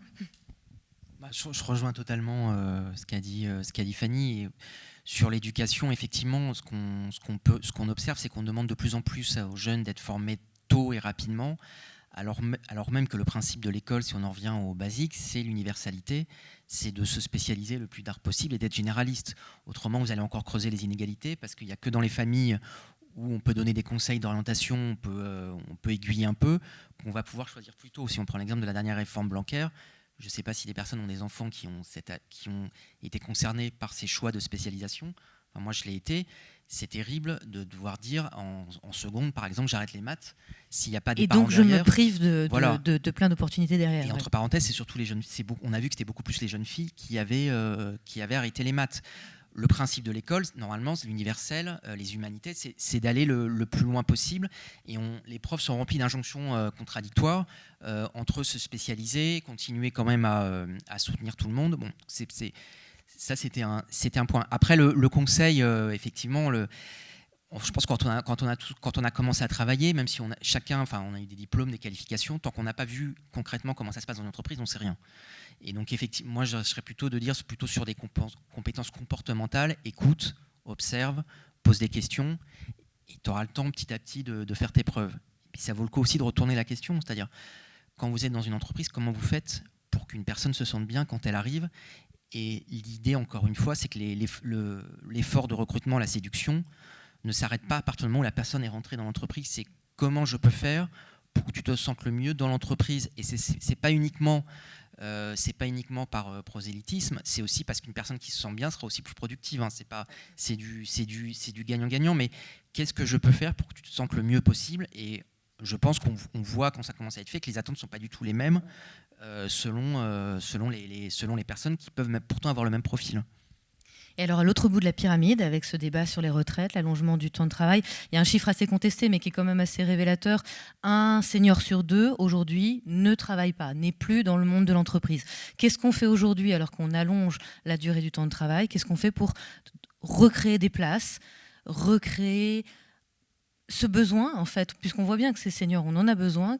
Comment on fait aujourd'hui pour qu'il y ait de la place pour tout le monde, que ça se complète, que les expériences s'enrichissent les unes les autres ? Si on avait des solutions, on serait pas oui, là. Mais c'est pour ça que je vous pose la question, moi. C'est pour ça que j'ai le beau rôle. Alors, humblement, déjà les seniors, avant de dire qu'est-ce qu'on leur conseille, c'est d'abord on essaye de. Mais comment on les garde ? Les gardes, ils veulent rester justement. C'est bien le problème qu'on a avec les seniors. Mais on les pousse dehors. C'est là où est toute l'injonction contradictoire. On se plaint d'avoir des difficultés de recrutement, d'avoir beaucoup de mal à recruter. Et les personnes qui, nous, dans nos enquêtes, se disent, parce qu'ils ont été aussi, c'est leur système d'éducation, de se projeter plus longtemps dans une entreprise, alors qu'un jeune va être plus dans une question. Je vais expérimenter le freelance, puis je vais revenir en entreprise. Un senior, il a plutôt tendance à se projeter plus longtemps. Et ça, c'est complètement invisibilisé. Et donc, première chose à faire serait d'abord de prendre conscience, de pas dire je vous ai compris, mais en gros, on écoute, on comprend. Et on recrée une espèce de zone de confiance dans laquelle un senior ne va pas forcément se sentir en danger. Et ce n'est pas qu'un senior, c'est 40, 45 ans, on sent que ça va arriver. Est-ce que je suis important ou pas dans mon entreprise ? C'est d'abord lui montrer des signes de son importance. On a parlé tout à l'heure de façonner la culture d'entreprise. Ça peut être aussi, être en mode projet sur un autre, travailler sur un autre en parallèle sur des formations. Il y a effectivement cette notion de transmission d'expérience. Voilà, il y a plein de choses sur lesquelles les seniors on peut montrer leur utilité, mais déjà, même en tant que personne, montrer qu'ils sont importants dans l'entreprise. Et puis après, on pourra commencer à réfléchir plus sur qu'est-ce qu'on donne comme solution. Encore une fois, les efforts aujourd'hui pour attirer en entreprise concernent surtout les jeunes. La marque employeur, c'est la RSE, donc effectivement, la responsabilité environnementale, c'est fondamental, mais nous, dans nos enquêtes, les seniors sont un peu moins là-dessus, sur la responsabilité environnementale. Donc c'est quelque chose qui parle effectivement beaucoup aux plus jeunes générations, qui parle un petit peu moins aux plus âgés. Est-ce qu'on a écouté les seniors sur ce qui pourrait attirer une personne plus âgée dans une entreprise? Je suis incapable de vous répondre parce qu'on ne pose pas la question. Et d'ailleurs, en tant que sondeur, on nous interroge pas là-dessus. Ça ne nous intéresse pas.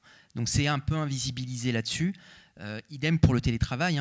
Les seniors qui peuvent télétravailler sont beaucoup moins demandeurs de télétravail que les plus jeunes. Et donc je suis un peu démuni parce que je n'ai pas de réponse à vous donner sur qu'est-ce qui pourrait intéresser un senior parce qu'on ne se pose pas la question. Je pense qu'on va se la poser de plus en plus. Mais Valérie, côté recruteur. Je pense aussi que les seniors doivent aussi se remettre un minima en question pour voir le monde évoluer autour d'eux et reconsidérer leur position de senior au sein du monde du travail. Moi, je me sens très concernée dans la population des seniors et j'ai développé une activité indépendante. Il y a 10 ans, quand j'étais plus dans une démarche, je me repositionne en salarié, CDI, ce modèle que j'ai connu pendant longtemps. La porte était totalement fermée, avec des idées, des critères trop âgés, trop chers, trop ci, trop ça.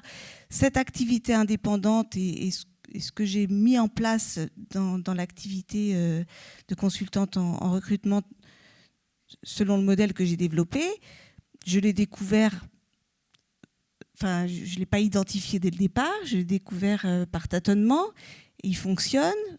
Est-ce qu'il fonctionnera éternellement? J'en sais rien, mais en tout cas, à nous aussi d'ouvrir les yeux et de se dire comment ça marche maintenant.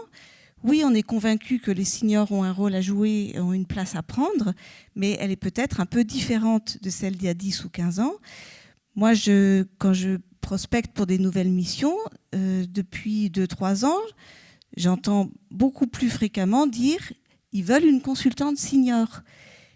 Et j'accompagne des startups, c'est-à-dire qu'ils ont tous entre 25 et 35 ans. Et moi, j'arrive dans la boîte, je suis la seule.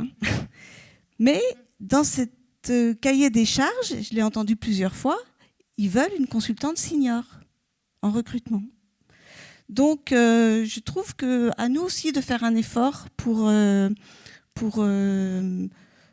se positionner au plus juste, là où on a une chance de collaborer de manière plus significative.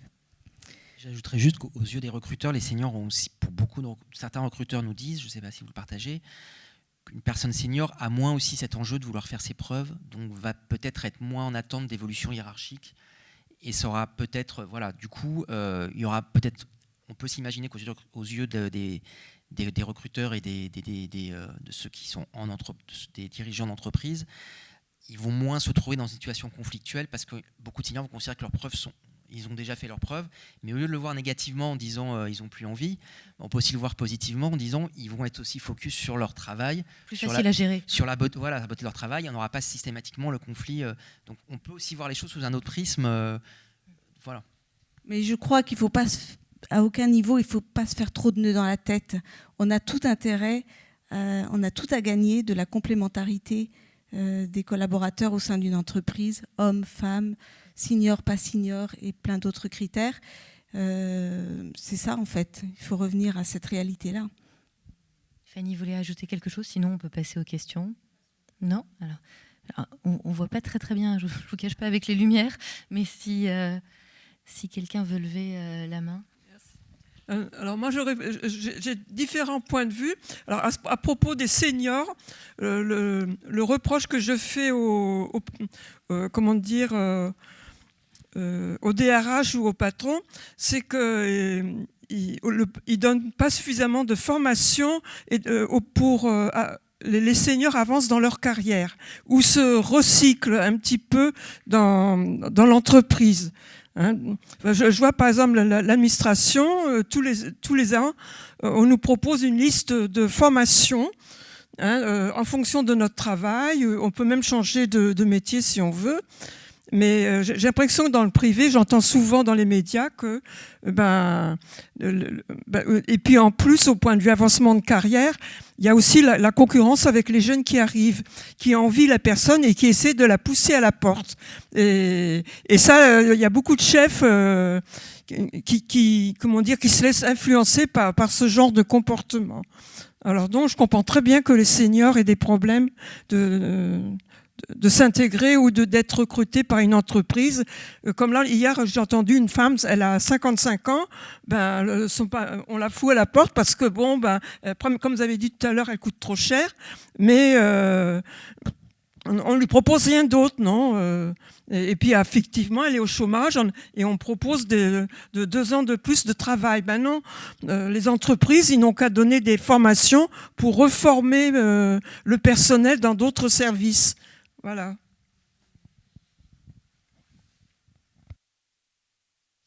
Peut-être, en tout cas, sur cette question des seniors, c'est peut-être le seul sujet sur lequel les pouvoirs publics ont l'air de se mobiliser maintenant, suite au premier mouvement de mobilisation contre la réforme des retraites.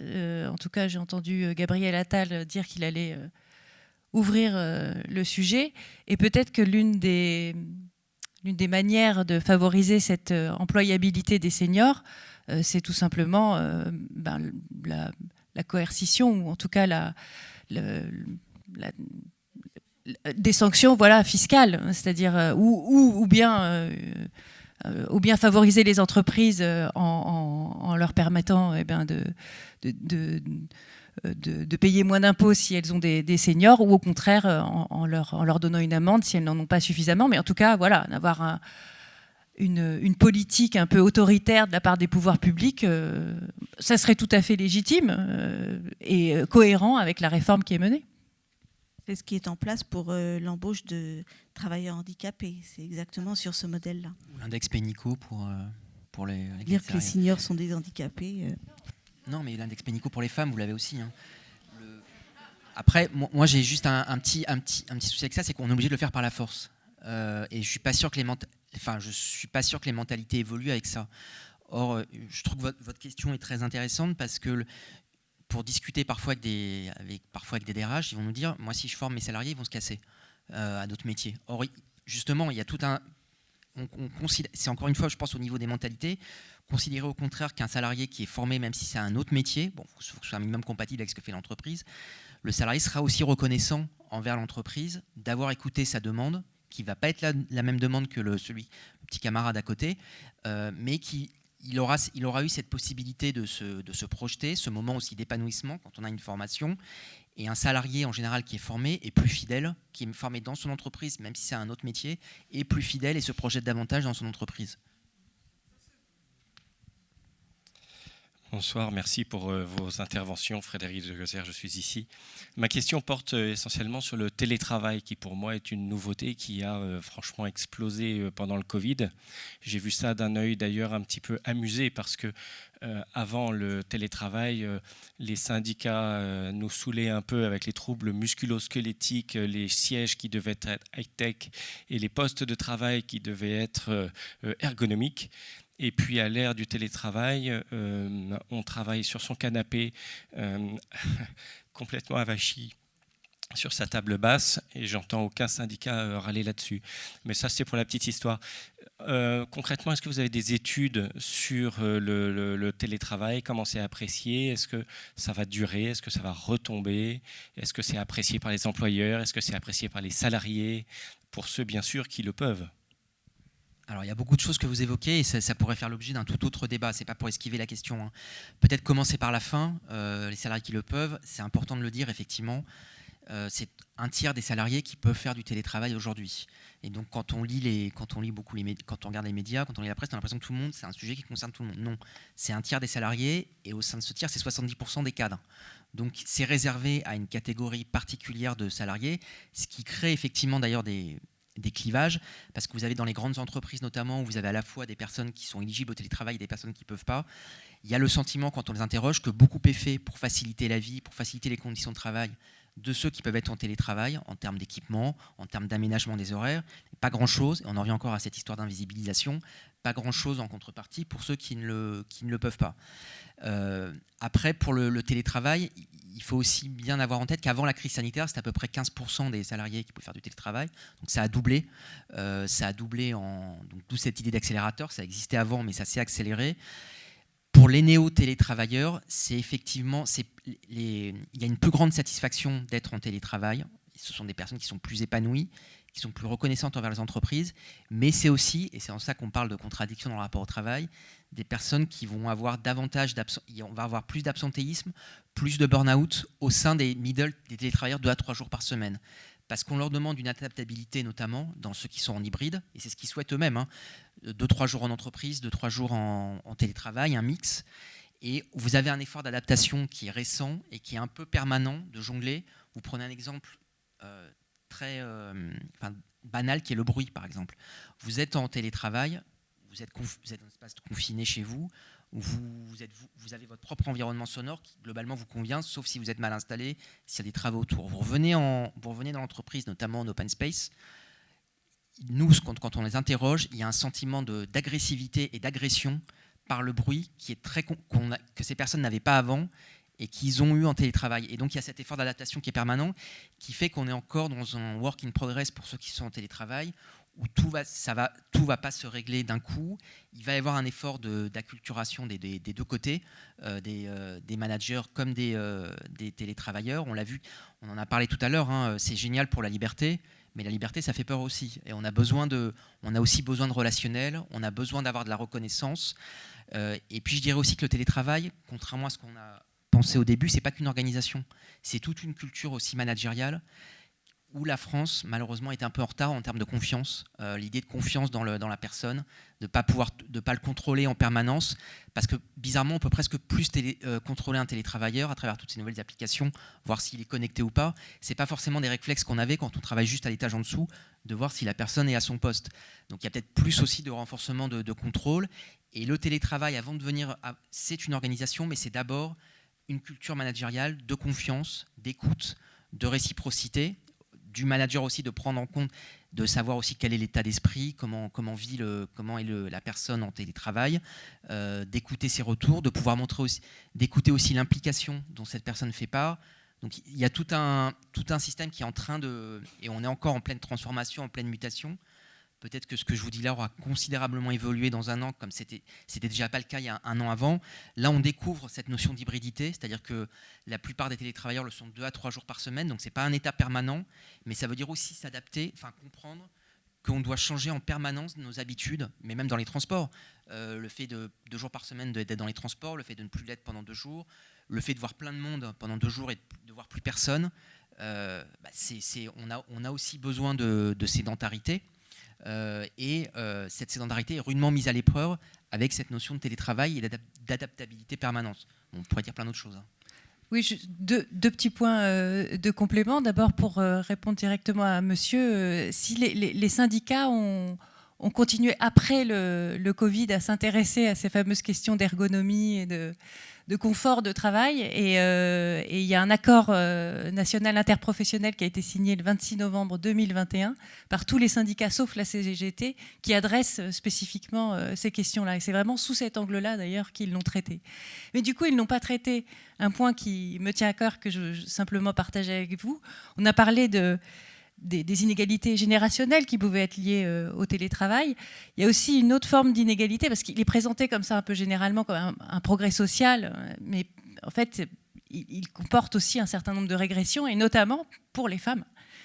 Parce que les femmes qui télétravaillent, et ça les études le montrent, je ne sais pas si vous avez des chiffres précis là-dessus, mais en tout cas pendant le confinement c'était une évidence, c'est resté quand même aussi un petit peu, cumulent quand elles sont en télétravail 2 formes de travail, leur travail et les travaux domestiques qui ne sont pas encore aujourd'hui traités à égalité entre les hommes et les femmes. Donc il y a cette idée-là, et puis autre chose encore, peut-être plus, je dirais, plus symboliquement, c'est quand même un retour des femmes dans la sphère domestique, alors que le combat féministe s'est mené pendant des décennies sur le fait justement de pouvoir sortir de son domicile et d'avoir une vie comme travailleuse en dehors de son domicile. Donc voilà, il y a ce point de vigilance que je tenais à partager. Et juste pour rebondir très rapidement, que j'abonde totalement, il y a cette notion de double peine chez les femmes dans le télétravail, c'est-à-dire que ça fait penser un peu à la publicité dans les années 60, je ne sais pas si certains s'en souviennent ou l'ont vu, Moulinex libère la femme. C'est-à-dire que en apparence c'est génial, mais en fait c'est une aliénation en plus. Et du coup, une des pistes quand même là-dedans, c'est que les hommes s'approprient aussi autant le télétravail. C'est-à-dire que ça doit pas être uniquement justement réservé aux femmes, que ça ne devienne pas une double peine. Et c'est quelque chose qui doit être commun et partagé. Et c'est vrai que pendant le confinement, pour avoir fait quelques enquêtes qualitatives, on découvre alors un couple de cadres, parce que tout le monde ne pouvait pas être en télétravail, mais dans un couple de cadres, on a beaucoup de femmes qui nous disaient, moi j'avais l'impression avant que mon mari rentrait à la maison, sa journée était épouvantable, très compliquée. En fait, je me suis retrouvé en télétravail avec lui et globalement, c'était pas plus stressant ce qu'il faisait que moi ce que je faisais. Et on a vu la réalité du décor chez beaucoup là-dessus. Donc le confinement a eu ça de bon pour ceux qui pouvaient être en télétravail. Oui, bonsoir. Merci pour tous ces échanges. Alors, il y a une petite chose qui m'a chiffonné, c'est que j'ai eu l'impression que vous critiquiez beaucoup l'entreprise. Donc moi, je travaille en entreprise, dans une petite entreprise. On a une 30aine de personnes. J'y suis très heureuse. Je ne suis pas cadre. Je suis managée par quelqu'un qui manage très bien son équipe. On est tout à fait mis en valeur. On est tout à fait reconnu. Donc, on peut être très heureux au travail. Je tenais à le dire parce que j'ai senti un discours un petit peu différent ce soir.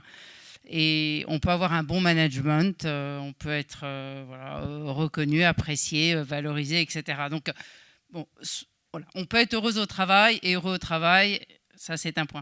Deuxième point sur les seniors, donc je suis aussi senior. Moi j'ai été embauchée après une période d'expatriation, j'avais j'étais à 57 ans, j'étais en concurrence avec une jeune, j'ai été prise.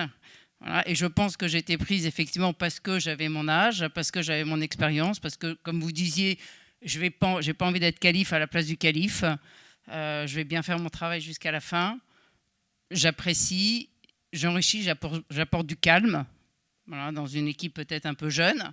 Et c'est aussi pour ça que j'ai été embauchée. Donc je pense aussi que les seniors ont de l'avenir. Et j'avais un dernier point. Ah oui, si. Dans le point sur le monde du travail à l'ère post-Covid, il y a un point que vous n'avez pas abordé, c'est la réorganisation matérielle des bureaux post-Covid.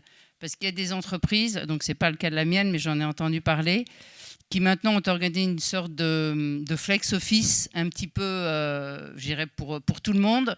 Donc là où certaines personnes étaient habituées à avoir un bureau avec la photo, le vase, etc., maintenant ils n'ont plus de bureau. Ils arrivent le matin, ils prennent un bureau où il y a de la place. Et je sais que ça a posé des problèmes dans certaines entreprises parce qu'il y a des personnes sans doute un peu seniors qui avaient l'habitude d'avoir un bureau bien à elles, un coin bien à elles, bien personnalisé, qui ne peuvent plus le créer puisque maintenant tout le monde est un peu en flex office. Bon, et ça, ça peut être aussi un point à traiter dans le cadre du travail post-Covid. Merci Madame pour ce témoignage. C'est rare d'entendre des gens dire voilà. Non, c'est pas si rare. C'est pas si rare. Oui, non. Merci aussi de faire ce témoignage positif sur l'expérience du travail. Ce beau mouvement de balancier. Moi, comme je me sens un petit peu visée par cette critique de l'entreprise, je voudrais juste préciser un point. Qui aime bien châtie bien. Et j'espère que vous n'avez pas entendu derrière cette critique de l'entreprise, une critique de l'entreprise en tant que telle. Parce que justement, ce que j'essaie au travers de mes réflexions et de mes travaux, c'est de combattre plutôt, si je devais identifier un ennemi, ce serait plutôt le travail indépendant, qui, à mon avis, n'est pas en mesure de répondre aux enjeux qui sont les nôtres socialement aujourd'hui. Et j'espère au contraire que les dirigeants d'entreprise, les entreprises, les salariés d'entreprise vont réussir collectivement à retrouver la manière de donner du sens à ce lieu de travail et de la valeur à ce commun du travail. Et ça passe complètement, de mon point de vue, par l'entreprise. Et alors, ce que vous évoquiez sur les flex office, ça, c'est encore un point inquiétant quand même, parce que le flex office, finalement, c'est l'open space du pauvre. Hein. C'est en gros un open space, mais avec moins de bureaux. Donc, c'est le premier qui arrive, qui s'installe. Et puis, il y a cette nomadisation que vous décrivez assez bien, en disant il n'y a plus la photo, il n'y a plus le vase, etc. il y a un article qui était très intéressant, qui était paru avant la crise du Covid, dont le titre était « Les nouveaux Touaregs du tertiaire », qui est un beau titre, et qui racontait effectivement cette expérience comme ça d'exil, quoi, des employés qui n'avaient plus de bureau à eux. Et c'est l'occasion d'évoquer le fait que les rituels, les routines, l'enracinement, pour reprendre un terme cher à une philosophe dont je vous conseille tous les écrits, qui est Simone Veil, qui a écrit notamment La condition ouvrière, qui a été pendant 3 mois en usine pour comprendre ce qu'était la condition ouvrière et qui a ensuite travaillé philosophiquement sur son expérience. Et donc, les rituels, les routines, l'enracinement font partie de ce qui rend l'expérience du travail une expérience bénéfique et existentiellement satisfaisante. Donc c'est très important. Évidemment qu'il va falloir repenser les bureaux. Évidemment que le télétravail questionne les lieux de travail. Juste pour terminer sur une note un peu utopique, je voudrais vous soumettre cette idée qu'avait eu un groupe de sénateurs communistes, donc petit groupe, et donc qui avait proposé une loi qui a été refusée, qui consistait à adresser la possibilité de mettre en place des tickets bureaux, comme il existe des tickets restaurants. Et donc, en gros, de permettre aux entreprises de financer ces tickets qui permettraient aux salariés en télétravail, non pas de travailler chez eux, mais d'aller dans des espaces de coworking, peut-être dans des cafés qui seraient aménagés pour pouvoir les accueillir. Voilà. Et donc, il y a cette réflexion sur ces tiers-lieux de travail qui pourraient être ouvertes, dont pourraient se saisir les pouvoirs publics, dont ils ne se sont pas encore saisis, mais il n'est jamais trop tard. En complément quand même de ce que vous dites, je suis un peu étonnée parce que cette agilité, flexibilité de gestion des bureaux, ça alimente la diversité. On s'assied à côté d'un nouveau collaborateur, un collaborateur différent chaque jour. Ça, d'une certaine manière, ça facilite les échanges, ça crée un peu de nouveauté au quotidien dans l'organisation des échanges. Et là où le bureau fixe avait peut-être des limites aussi. C'est pas un peu théorique, ça ? Non, je crois pas. Pour le vivre, moi j'ai travaillé dans une... Alors, il y a des complexités d'organisation, on est obligé de remettre en place des tableaux Excel pour savoir qui vient par équipe, blablabla, ça c'est compliqué. Mais dans la réalité d'arriver le matin et se dire ce bureau il est plein, celui-là pas plein, tiens je vais m'asseoir là parce qu'il y a une place, il y a une ouverture d'organisation et de facilitation des échanges que je trouve assez réelle. Alors, juste pour revenir sur la notion de l'entreprise, rapidement, il ne s'agit pas de faire l'entreprise bashing. La limite quand on parle de chiffres, c'est justement que les chiffres, c'est une moyenne vulgaire. Hein, donc toutes les situations ne sont pas prises en compte. Et il y a plusieurs points qu'on n'a pas abordés. D'abord, c'est que les salariés, la plupart des salariés ont une très bonne relation avec leur manager. Autour de 80% considèrent qu'ils ont une bonne opinion de leur manager, que les managers sont souvent sur le même bateau par rapport au manager, que le manager est rempli d'injonctions contradictoires entre d'un côté contribuer à l'efficacité, à la performance, et en même temps de plus en plus à l'écoute, écouter les besoins, parfois se transformer de gré ou de force en psychologue, alors que ce n'est pas forcément leur fonction initiale. Rappelez aussi, c'est très important, que 80% des salariés ont une bonne opinion de leur entreprise et sont satisfaits de leur situation professionnelle. Mais le fait d'avoir une bonne opinion et d'être satisfait peut ne pas empêcher par ailleurs de se sentir démotivé parce qu'on s'estime justement être impliqué, être investi, et on n'a pas forcément ce sentiment de reconnaissance générale qui va derrière. Et quand on parle de reconnaissance, ce n'est pas forcément le manager, c'est aussi la culture managériale au sens large qui est parfois questionnée. Mais tout ça reste des chiffres d'ensemble. On parle de 55-60%. Donc évidemment que tout le monde ne se situe pas, heureusement, dans ces points de vue. L'expérience du travail que fait Simone Veil, c'est l'expérience du travail ouvrier dans les années 30. Et ce qu'elle dénonce, c'est cette forme de cadence, vous savez, comme dans le film de Charlot. Et d'ailleurs, elle parle des temps modernes dans La condition ouvrière. Elle dit, j'ai vu les temps modernes, c'est exactement ça, c'est vraiment exactement ce qu'on vit. Et donc, en fait, c'est le taylorisme qu'elle dénonce. Et effectivement, peut-être ce que vous adressez au travers des grandes entreprises et de leur dysfonctionnement organisationnel avant la crise du Covid, y avait-il, au travers d'une bureaucratisation trop poussé, aveugle, quelque chose qui était de l'ordre d'un règlement cadencé absurde du travail et qui est apparu voilà, aux yeux de tous au moment où le travail s'est arrêté. Maintenant, je vous rejoins sur le fait que tout le monde n'est pas fait pour être entrepreneur et que l'idéal de l'indépendance peut s'avérer un miroir aux alouettes pour beaucoup. Donc, et en tout cas, c'est pas là-dessus que pourra reposer les questions que nous avons adressées concernant les enjeux sociétaux qui se cachent derrière cette forme d'agir qu'est le travail. Et donc, c'est au travers du travail en entreprise, du salariat, du travail collectif que doivent être posées, encore une fois, les questions de la finalité, de comment cette forme d'agir peut intégrer la question de l'impact écologique, de comment rompre avec le productivisme, enfin tous ces sujets qui sont des sujets d'aujourd'hui en fait, et auxquels on ne pourra répondre que par le travail en commun. Non, c'était vraiment intéressant, mais voilà, sur le travail, je pense qu'il y a plein de choses à dire et sur ce que ça amène, etc. Et sur ce que ça a bouleversé, sur le rapport aussi homme-femme. C'est très bien aussi que dans le couple, les hommes puissent aussi faire du télétravail pour qu'ils puissent effectivement voir faire la vaisselle, entre autres, entre deux réunions au sommet. Moi aussi, je pense que ça a apporté de bonnes choses aussi en termes d'équilibre aussi au sein du foyer. Bref, il y aurait beaucoup de choses à dire encore, mais merci beaucoup. Voilà.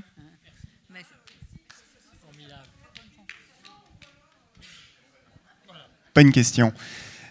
Écoutez, voilà, je crois qu'on va clore la soirée sur ces dernières remarques. Je voudrais vous remercier chaleureusement d'être venu ce soir. Moi, personnellement, j'aurais bien prolongé la soirée. Hein. Il y a tellement de sujets passionnants qui ont été soulevés. Donc, merci beaucoup, Fanny. Merci, Valérie. Merci, Romain. Merci, évidemment, Roselyne, d'avoir animé cette discussion. Repères et perspectives revient le 23 mai 2023. Alors, si, comme moi, vous ne comprenez rien au métavers, mais que vous avez envie d'en savoir un peu plus, notez dans vos agendas. On reviendra vers vous un peu plus précisément avec les intervenants qui viendront parler, si vous posez des questions sur les problèmes éthiques que ça peut poser, mais également tout ce que ça peut engendrer comme possibilité en matière de formation, de recherche, enfin bref. Un sujet passionnant, complexe. Donc rendez-vous le 23 mai. Très bonne soirée. Merci encore à tous les quatre et à la prochaine.